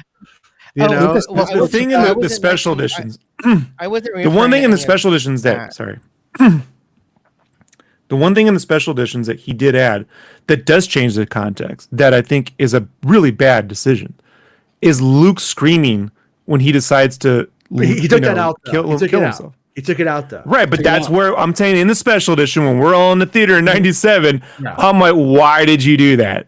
Yeah. I get that he corrected and that wasn't later. even CGI. That wasn't even CGI. Right. That was just Palpatine for some reason, I guess. Sounded like Palpatine. He took out all the matte lines and optical compositing. I mean, how dare he do that with CGI? How dare he clean up the special effects? Actually, we didn't. We lied. 1970s, No, I tricked you. Yeah, he had a lot of CGI. It looks better now. You want to go back? I gave you the old Lucas. I pulled a Marsha. I made you think I took him out, but I didn't really do it. Yeah, all these people that say they want an unspecialized edition, I wanted to see them sit in a theater and watch the original print from 1977 and go, this looks really like shit. Yeah, all the color correcting's not done. You see all the matte lines around the TIE fighters, and they're got Kurt's pubes. It's fucking horrible. We can't get rid of them. They burn in with the fusion oil. It's not good. Okay, we're gonna get to this. I swear to God, we are. Is this real? Daniel Logan, good guy, little Boba Fett. Now he's a big man. He's got a kid of his own. He's out there making his own way in the universe. And but he tweets out this person says Mace Windu will always be the coolest Jedi, and Mace grew goatee. He's ready to be in a Kevin Smith movie in the 90s, and then Daniel Logan said that. So everyone's like, oh, that's a clue. That's a clue. I gotta be honest though. While I hope Daniel Logan does show up as young adult Boba Fett in the series, I don't think he's really in this production at this time, and I think he's just playing the fact that he played young Boba Fett in the Clone Wars and the Attack of the Clones, and that this is a thing that comes up in the stories where he acted actually. And so somebody's saying this thing, and he's just, I think, having fun. And I think people are really taking he's it just playing with your balls. That's all. Just tickling the balls a little bit, right? A little ball tickle. Yeah, a little bit. A classic Daniel Logan ball tickle is what we've decided here. Yeah. Trying to make you pee a little bit. Just a little bit. Yeah, a little bit of a tinkle, maybe. Don't talk. I'll have to go pee. It's ridiculous. Yeah. I'll say that during the show. This is why the show has no rails. Take a lot of coffee back here, folks. Oh, if this show had rails, Tuscan Raiders would come and they would rip us off, and then we'd have to murder them all. And then Boba Fett would think he had grounds to murder us. So, yeah. But with only like one kind of like, I don't know if this question goes anywhere. If it doesn't, we'll just leave it alone. But there's only like 3 episodes left, and that could literally mean an hour and a half. Or it could mean like almost 3 hours. It really could mean either of those things in the end. 3 20-minute episodes. You Yeah, watch. right. Yeah. Yeah. But we end up with this we have like a couple of like all these various competing things right now. We have people who've said Han Solo's in it. We've had people who said Cad Bane's in it. We've people said Din Djarin, that is going to happen. We have had people saying Grogu's in it. Black Dawn, Red Coruscant, whatever the fuck the thing is, I don't care anymore. Kira is in it. Like all these things. So like in a weird way, I feel like, wow, if all of that's true, that's a crazy 3 episodes. And I also feel like that seems like there's just no way. What? And Mace Windu has never been said to have filmed for the show. No one's ever said that, to be clear. But we've also all been hoping for a Mace Windu post-credits holdout moment. And I don't feel like there's a lot of time. I mean, there's less than half the show left.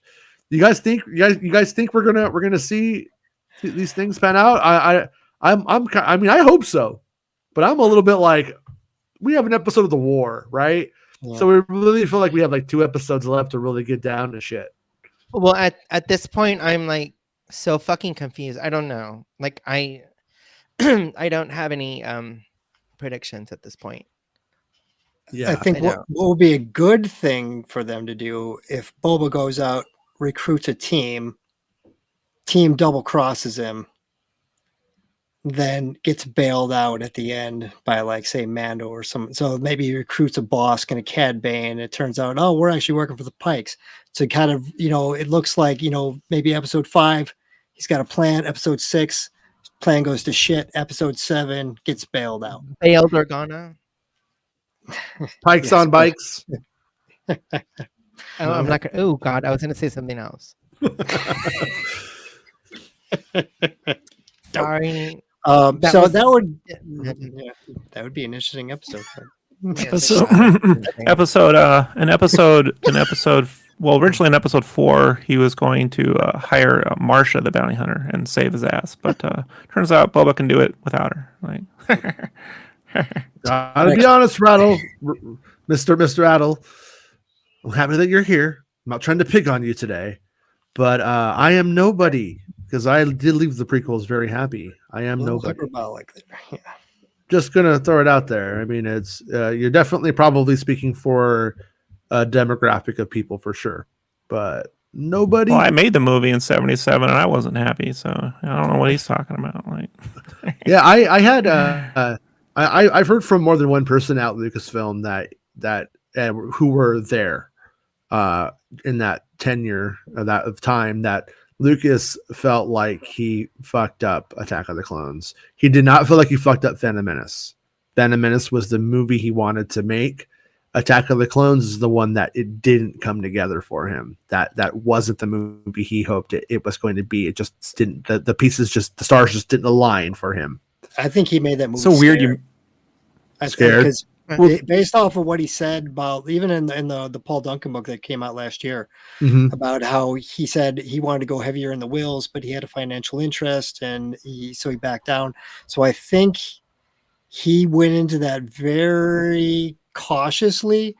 And, I talk a lot about like people pulling punches. I think Lucas had a vision, probably was some batshit crazy stuff, but I think he backed off a lot of that. And I think that's why you got this kind of weird ass milquetoast kind of Attack of the Clones where it was just watered down, didn't want to go all in on his ideas because he already had gotten enough shit from Phantom Menace. And so I think that's why Attack of the Clones suffered the most.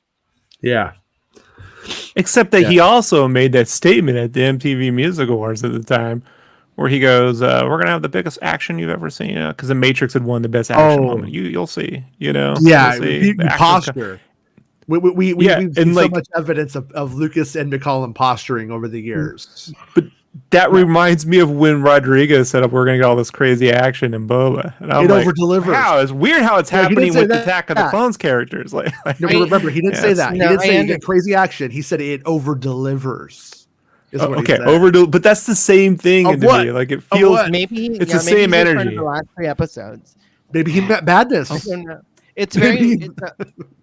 No, that was what I'm really trying to weird. get at, what I'm trying to get at though, Max, is that what's funny to me, the irony of it, is that we were all expecting for the better part of 2 to 3 years that this Jango Fett fight, the one that leaked the storyboards that leaked on the Ain't It Cool, and this fight in the rain, it's going to be this ultimate Jedi bounty hunter fight, turned out to be not a big deal. It was supposed to compete with, at the time, The Matrix, which was known as, it won all the MTV awards for best action, and we didn't get any of that.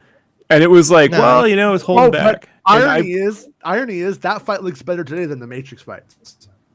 Those fights don't not hold in up. no. Holds up better. I disagree. Yeah. No, Oh my God! you guys the are nuts. effects, You're out your fucking mind. The Django Obi-Wan fight You are high is right now. way You're out your higher. fuck. You're out your Oh my gourd. God. You're out your element, Donnie. You're on your second Orange Julius right now, and you're fucking batshit insane over there. Agent Smith looks No, like you guys, you're from a video game. I'm sorry. It No. looks hokey and corny.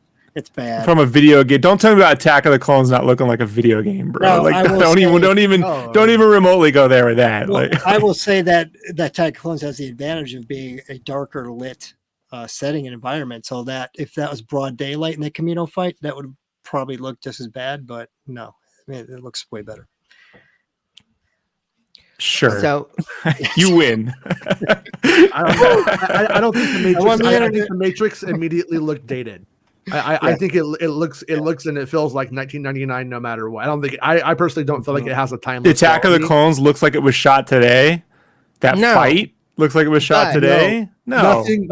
No, I'm gonna be Rob. positive pan. it's a nothing looks like boring fight. No, nothing looks like Attack of the Clones though. Is my point. For better or worse. No. I mean, we could be sarcastic about it. It's low hanging fruit. It honestly has a look to it. I'm talking about the fight, man. The fight is just weak sauce. It's not. It's a limp dick fight, man. He shines him in a rope. He screws around. He gets the ship. He flies away. The real fight is the space battle between Obi-Wan and him with the shockwave. That's why they keep referencing it. No one references the fight they had on the platform. Hope it don't get wet and they get fighting moving ring. the goalpost, Rob. They're moving the goalpost. Not moving the goalpost. I'm saying that fight is limp compared to the Matrix. So you guys, you can. I don't have to convince you. I just don't agree with it. So if we did not have what we got in Attack of the Clones, like even like CGI wise, whatever, we would not have what we have today. Period. Oh, sure. We wouldn't. It's a process, and everyone gave him shit for, that everyone gave him shit for it looking too fake, whatever. But now it's really good. A lot of it is. Triple Ninja says, I saw the premiere of episode 2 on acid with my best friend, and it blew our minds. The part where Anakin cuts the lights and they fight in the dark felt like it was just for us. I will say Yoda's battle in Attack of the Clones, when it comes out, is still maybe the biggest Star Wars moment for me in a theater I have ever seen, and for the audience too. We went ape shit. I've never seen a erupted. More than that, yeah. People can shit on Attack of the Clones all they want, and fair enough at times. But that moment, it still hasn't been topped. It's the reason why it's better. It's the reason why I place it above Rise of Skywalker, because it has the Yoda fight. Yeah, I'm not arguing the Yoda fight isn't great. I'm telling you the Obi-Wan Jango fight is limp dick. The Yoda moment was a big deal. The clone troopers, when they pull over and they're in the desert and like that giant orb crashes and the dust hits them and they're shooting in the fucking dust with all the light of the blasters, is an amazing sequence. It is an amazing sequence. That is an amazing. It's one of the best moments in Star Wars, wrapped around. That shit, but that other stuff was brilliant. So like, well, the Obi-Wan fight in Attack of the Clones, I feel like has been neutered post-release after Mandalorian, after Boba Fett, like all of the things that it did and that it introduces and it brings up, it does. But when it came out and Jango is lighting Obi-Wan on fire when he's using the fucking arm things to fucking slide down, all of that stuff I thought was good. It just now doesn't matter. It doesn't have as much power when you see little Boba with the Slave One shooting. When we shooting at Obi-Wan, you're like, that's cool. That's where I could see that. But now I could go watch him get into Slave One and mow down a bunch of speeder bikers, and it's funny. So, like, I'd actually say in some ways it hasn't aged well either. It's been hurt by the fact of mass exposure to the Mandalorians and those ideas in other places now. But at the time, that was the only place you can get that, or that you can see any of the gadgets that Jango had and in use and stuff. Because Boba didn't do shit with it. He just walked around and fucking one time he shot at Luke, and yeah. Yeah, I mean, I get that, and regardless of how good or how bad they are, there have been, like, each of those movies, like, tie back to some emotion, like things that were going on in my life, and so I associate that with the movie, and I just watch it for what it is. Again, that's my personal experience. I'm just sure. I mean, at this point, I mean, I think everybody's internal verdict is that on Attack of the Clones. Either you dig it and you could hang with it, or you don't. I mean, at this point, it's like I fell in love. I fell in love. I was in love when that movie came out, so I watched it from a whole, like, mamby-pamby. Like, I was crying, Mm-hmm. Literally, I was in that kind of, like, mode of, should we keep our relationship a secret? Mm-hmm. Type of thing. Right. And that was really that affected me differently than most people. So yeah, that's really, like, that's why I like that movie so much. And in a really weird way, that might be that movie's saving grace in the big picture. For as corny as that stuff, I mean, as far as relevant but also corny. I mean, Romeo and Juliet tropes and shit like that. That might be it. Might be one of those Star Wars movies where in the big picture, it's actually, as all of it feels dated, when all of it feels like they're speaking with transatlantic accents, even though they're not, because we're so different. I wish down they the road. were in Star Wars. Yeah, you know what I mean. Though? If the like High Republic, everybody over here, I am Obi-Wan. Oh, Yoda coming in to save the day again. I'm like a little. But I mean that might be what actually, like, ends up making that one of the films that, like, still connects for some reason, just because of the fact that people. I'm not trying to overharp a point, right? But I will say, I'll say my last piece on this. Plenty of people I've met and come across over the years can't fucking stand the Phantom. A lot of people are saying. A lot of people. Hold on. A lot of people are saying. A lot of people. Most people really can't fucking stand, but they love the Obi-Wan Darth Maul fight. They'll go, the Obi-Wan Darth Maul fight was pretty amazing. No one says I didn't like Attack of the Clones, but that Jango Obi-Wan fight that's not the mass pop. That's the fans might be doing it, the hardcore, but the average person out there won't. They'll say the Yoda fight they might mention, and then Revenge of the Sith, he gets burned. Like, I guess that's the big, we watched him burn. Yeah, fire.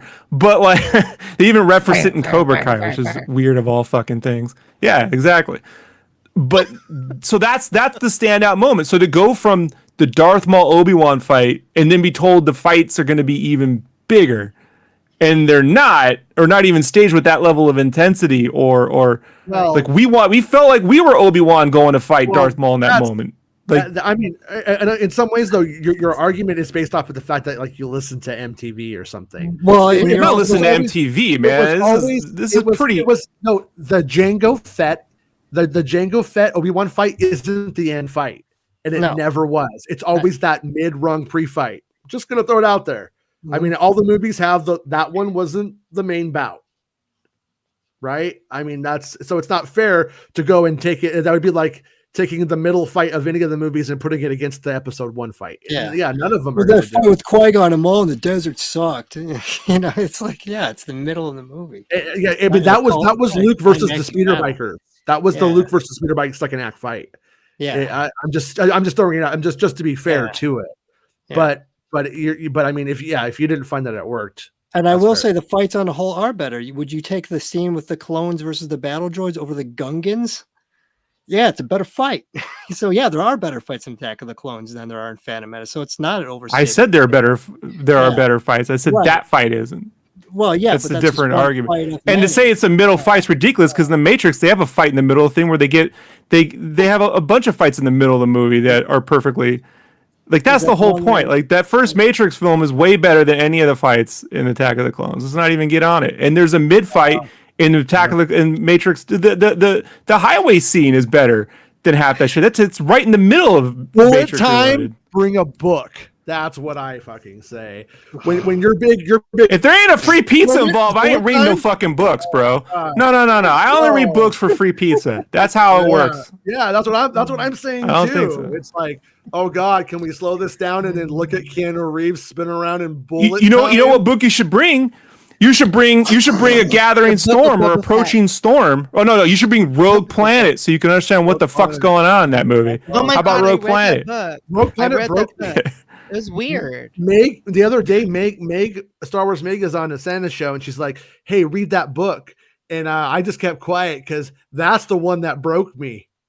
That's the one where I said, fuck it, I'm out again. It reminded me of Jason the Wheeled Warriors with Anakin and Obi-Wan. They're fighting Was that plants an and odd book shit. for you? Oh God. Fighting plants is just the dumbest thing. That's- like it in the High That's when I Republic, first started they fight- reading like. Mm. That's when I You know- first started reading like the Star Wars books, right? and I'm serious. I was just kind of like, I'm sorry. Yeah, well, they're just Oh, I just saying. was trying to find this. I don't know if I could find what it was called again. it was weird. It was a weird story. I was laughing. I saw a bunch of Yeah. titles for books that are coming out, and Yes. all of the new titles are just so fucking awful, dude. It's like Midnight Horizon or something. I'm like, what is this? What is this? Your fucking live journal? Is this your MySpace page, or is this a Star Wars book? I was like, Jesus. I get Force Awakens, The Last Jedi, and The Rise of Skywalker. They definitely broke the Star Wars title methodology for what it is. They really did. I don't think they were actually even good titles for the most part. But Yeah. Who's laughing at Shadows of the Empire now? exactly, I'm like, I miss you, Shadows, you stinky bitch. But You stuck you stunky little fucking cunt. But that said, yeah, I'm like Midnight's Horizon and shit like that. It's like a goth sounds like a kid's porn. I love idea that. of it's just not. Midnight Horizon. not. Yeah. I am Palpatine. I'm afraid of the Midnight Horizon. Like that never happened. That never happened. But I'm gonna say, okay, wait, hold on. I'm gonna let Triple Ninjas weigh in. Whatever Triple Ninja said is the verdict. I haven't read it yet. Even non-bullet time fights in Matrix went hard. Excellent choreography. One of the choreographers did Shang-Chi as well, and I think they really showcased martial arts well. It has been ruled because we have decided that whoever commented last on something means they got the scoop. And so The last one. Hey, that last episode, Rob's a C word. I was like, well, I gotta take that. Like, my wife agrees. They said a C word? No, I they just type saw in that. C word. It's funny. If they can't tell me, They literally type C space WORD. Like that's what I like was about it. it? It's B space HOL. It's yeah. Do they really? yeah, they do this. It's hilarious. When? Yeah, Show me. it's really weird. It's like if you're gonna It's not say very nice. fuck, just say fuck. Don't put an asterisk on the U. It means the same fucking thing. F word. And also, you're an adult. Yeah. You could say dumb, bad words, and what you're saying is stupid as you cussing. So just fucking cuss. But I'm gonna agree with Mr. Rattleshark here, and that's if they can't draw me in the long game storytelling, I don't care about the flashbang battles, and that is true. And that's how I feel right now about in some ways about Boba Fett is when I'm not being drawn into the present tense story, it's hard to care about the flashback story. But then I find myself liking the flashback story better. But then the present day story seems to negate the flashback story. Yeah. Present that's- dick story. I like that. It's good faux pas. But that is kind of the problem. Like the best part so far is that Tuscan story. Yeah, And I feel it's like it's there's been. Episode 2 is great. But so I'm hoping that it turns out the kid and the mom are alive. I really am hoping, because if not, then it does feel like it's a motivation, but a motivation for nothing. His motivation could have come from literally anywhere. We didn't need to do a really excellent story with a bunch of Tuscans to get to meet them, really get invested, then murder them all, and then go, well, that's why. Yeah. Yeah, I remember when that popped up on the chapter 3. I was not too pleased about that. Yeah. I wanted to talk to somebody's supervisor. Right. I wanted the Karen Kennedy. I'm like, hey, Kennedy, it's Karen here. I want to talk to your manager. Yeah, Bob Chapek. I think he should fire you, like they said on the internet. You fucking bitch. And then I hung up.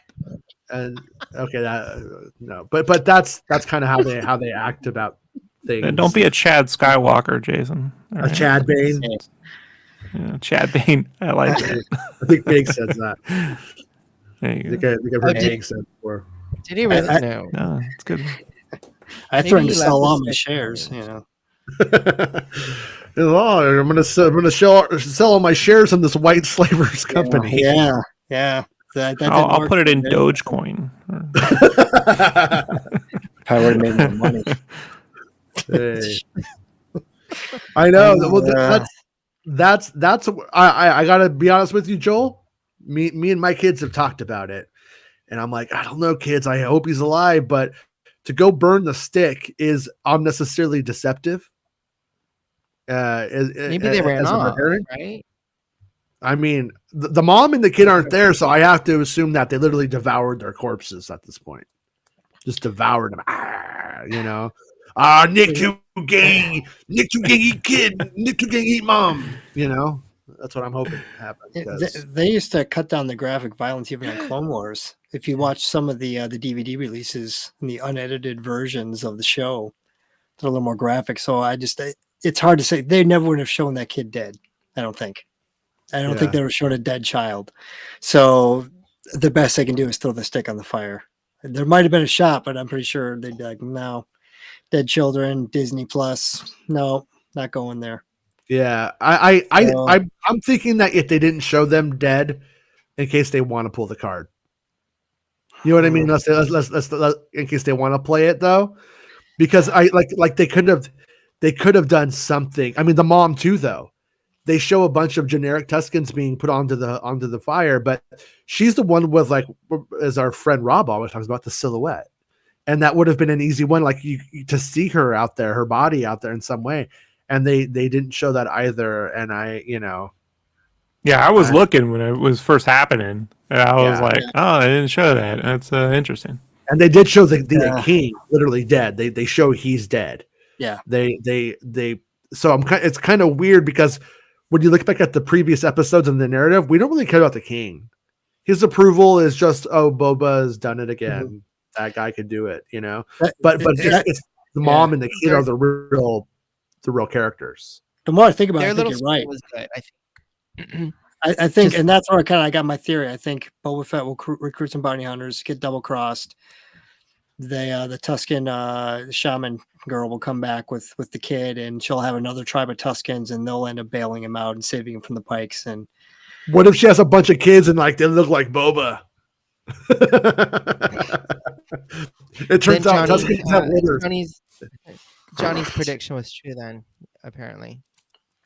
But they got half Boba head and half Tuscan head, so they look like half like a marmot, you know, and half like Tamura Martha. Well, yeah, he said that Boba falls in love with one of the Tuscan woman, and you were like, no. When I first watched the episode, I was like, either this is the Tuscan chief's wife or this is the Tuscan chief's daughter. She's either the older sister, you know what I mean, of him, or it's the mom. Yeah. And I did feel like as it went on, though, the way that it was presented was almost like a nuclear family unit. In the way that they had the father, the son, and the mother, they and the Holy Ghost. Yeah. Here's a plot twist. What if the Tuscan woman is Omega? Right, Omega Mu. So little as you know, it's actually his sister. Omega Mu. Man, shit must go really dark for Omega. She's like with the Bad Batch, and then all of a sudden she's like living like a nomadic life on Tatooine. Okay. And yeah. Yeah. Have y'all seen Revenge of the Nerds? Yes. Did you get it? Yes. Okay, thank you. All right, cool. I got it now. Yeah. Wait, Every wasn't time that, I- isn't that, Every isn't that time I Phil say Lamar? Omega's name, I'm like, Omega Moo. Can't we Omega touched on- Moo. wasn't Phil Lamar in the last episode as the voice of EV-90 or one of the droids, and then he was also in Revenge of the Nerds, so Star Wars connection. I think Ted McGinley is the Tuscan leader. You know, like Nicole Weird. Marcy or I Ted hadn't Darcy. even I hadn't put together that was the same guy this whole time. Are you serious? That's him? Yeah, it's the same dude. Yeah, Oh, and John wow. Goodman's the coach, right? Okay. Yeah. Mhm. Interesting.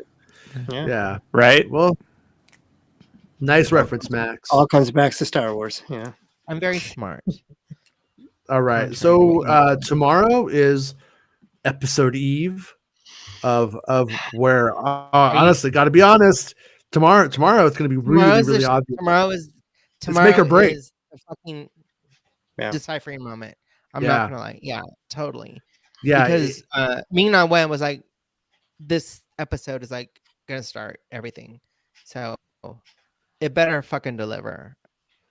Well, By this prediction point, it has- / hope, Max, is that it? This is the episode where we see the shows making sweet love, and then going forward, all of the shows make sweet love, and it's like the Avengers greatness, and everybody's just so happy and crying about. I want nothing, everyone and to I'm be like, oh, happy. I hate you guys. I fucking hate everybody. When people start crying, I want I'm everybody just to like, be. fuck you. I've had real pain in my Everyone life. When you cry about a TV show, I hate you. That's just No me. crying No, Star Wars. No. Look, we want Star Wars to succeed. That's all. Yeah. I think we want this show, regardless of how we feel about whether it should or shouldn't have not been made. We want it to be good. I think that's why we are so intense about it. Yeah, if Otherwise, we wouldn't have a see, fucking show. If we see all this shit stacking and leading to something that we didn't even see coming, and it's fucking genius, then I'll be like Surprise me. amazing. I'm so I'm glad. That's my hope. Surprise me. Surprise us. That is my hope. I will be surprised if they can pull this off. Yeah, I'm Are you going gonna in join very low. tomorrow? Yeah, I'll join tomorrow. I'm going with very low expectations, so it's not to be overly disappointed. So I'm Yeah. just confused. yeah, I don't know what to expect anymore. yeah. no one does. I know Yeah. what Rob is hoping for. He's hoping for Trinity. He just likes Trinity, Yeah. so he says everything's good if Trinity's in it. You know, it's instead of having To be fair, that's not true because I quit the Matrix Resurrection 1 hour in. I was like, well, I'm Yeah. done with that. Like, You love Trinity so much you don't want to share her with Piano anymore. You were Rob, yeah, I'm good. I can just put that right over there. I don't need this. Rob, have you ever had an Orange Julius before? Max, I lived at the Orange Julius. Max, you need to understand. I was telling Jason, He told me. I studied what they were doing and memorized how they made the orange Julius to go to the store and get the frozen orange juice and the eggs and the sugar and to make my own orange juice. It was the first time I ever reverse You have the engineered. recipe? No. Yes. Because me and my mom used to go to the mall and we used to drink those all the time. And I think I found a recipe, but I wasn't sure if it was a real recipe. So Yeah, it's easy to do make. you have it? G, will send it to me. All right. They're I defunct, right? don't know. I think they're probably going to They- come around and see you. I haven't They've seen never one. been in the Midwest. They've never been up here, so I've never. Are they seen still one over there, that's, Rob? I haven't been to a mall in almost 3 years, Max. I couldn't tell you. I believe I could be wrong. I think there is one at the Lakewood Mall, but I don't go there because I don't want to California? die. They killed Tupac, got killed because of the Lakewood Mall, so I don't go there anymore. Okay. Yeah, I guess I can Google it. yeah, but I believe you can make an orange Julius at home, and I think you should. I think you should do Yeah, it. I it's think super I think you should easy. report back with your success using Rob's recipe. And if Rob's recipe Oh. sucks, I think you let him Oh have my it. I God! think- No, there's one here in Pearland in Texas. Okay. But they don't have the woodcut menus, Max. It's all modern. I need the woodcut. In San Diego, in Grossmont, there's this Burger King that up until like 2004 or 5 they hadn't changed it since 1975. So it was all woodcut. You still couldn't get refills on the drinks. It was the same rules as 1975. It had all the orange, tiles, the plants, and the wood paneling. God, are you and it was serious? Yeah, it was my mecca. I was like, this is the place where I go to be happy. in the night, yeah. And then someone made them tear it down, but the owners refused to change it because they just preferred the look. The wood paneling and everything. Well, They kept it. I just remembered a Star Wars day for me as a kid. That's kind of strange now that I think about it. You guys ever seen somebody lose a finger? Ever seen someone lose a finger? Because I did. I did. I saw. So I remembered the day because it was rather traumatic, and I had I got a Return of the Jedi snowtrooper, and Return of the Jedi in the package. Bought him at the Gemco. I get home, I go knock on my friend's door, and I'm like, "Hey, I got a Star Wars man." That's what we called him. I got a Star Wars man. Want to play? And he's like, "Yeah." And then he's all, "Wait, no." He's all, "But you could come with us." I'm all, "Where? What are we doing?" He's like, "My mom's boyfriend is coming over right now, and he has a new van, and he says we can go for a ride in it." And I'm like, "Can we bring our Star Wars man?" He's like, "Hell yeah." So we do it, right? And we get in the back, and his mom, and this van, oh God, probably disgusting, the things that went down in that van. It was wood and carpet, like all on the inside. But it had two fans. It had two fans. And because this is the 80s, there's no protections. You just live by the fucking seat of your pants. And he turns on the fan, and then he takes his little ET finger and he sticks it in the fan. And it fucking cut his finger off. No way. Yeah, it cut his finger off. It cut his finger right off. And his finger is off. I've stuck my finger in a fan before. And then ow. Yeah, and we were parked out in front of this hamburger place called G&S Buns. G&S was there until the pandemic, actually. And my uncle's there. And we jump out of the car. I'm like, he hurt himself. Real, and it's like his blood is going everywhere in the shag carpet of the van. And my uncle's like, "What's up, Jace?" And I'm like, and I ended up staying with my uncle. They just took off, I ended up like you're with your uncle now, and they took off, and they like reattached his finger. I think he had it like in a thing for like I feel like the whole school year. I don't know whatever happened to the finger, if it grew back like on like correctly and shit, or for all I know, he's just like walks around like this with a dead finger. I don't know. Fingers don't grow back. Well, they put it back on. I mean, unless you have. Max is like, I got 9 tries here to learn this lesson. Like, why is Max always much like? Oh no, Max doesn't have any more fingers. Much like the book of Boba Fett, I can't predict where this show will go. That's can I make a request?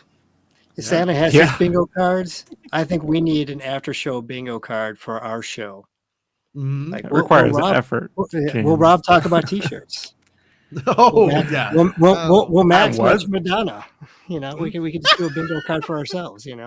Yeah. Or will somebody say when I try to be fair that I'm talking about out both sides of my mouth? Yes, they will. They will. Yeah, say we can't. And we can't. Will James tell a story and never actually tell us what happened? Free space. What? Come on. You're still obsessed about that?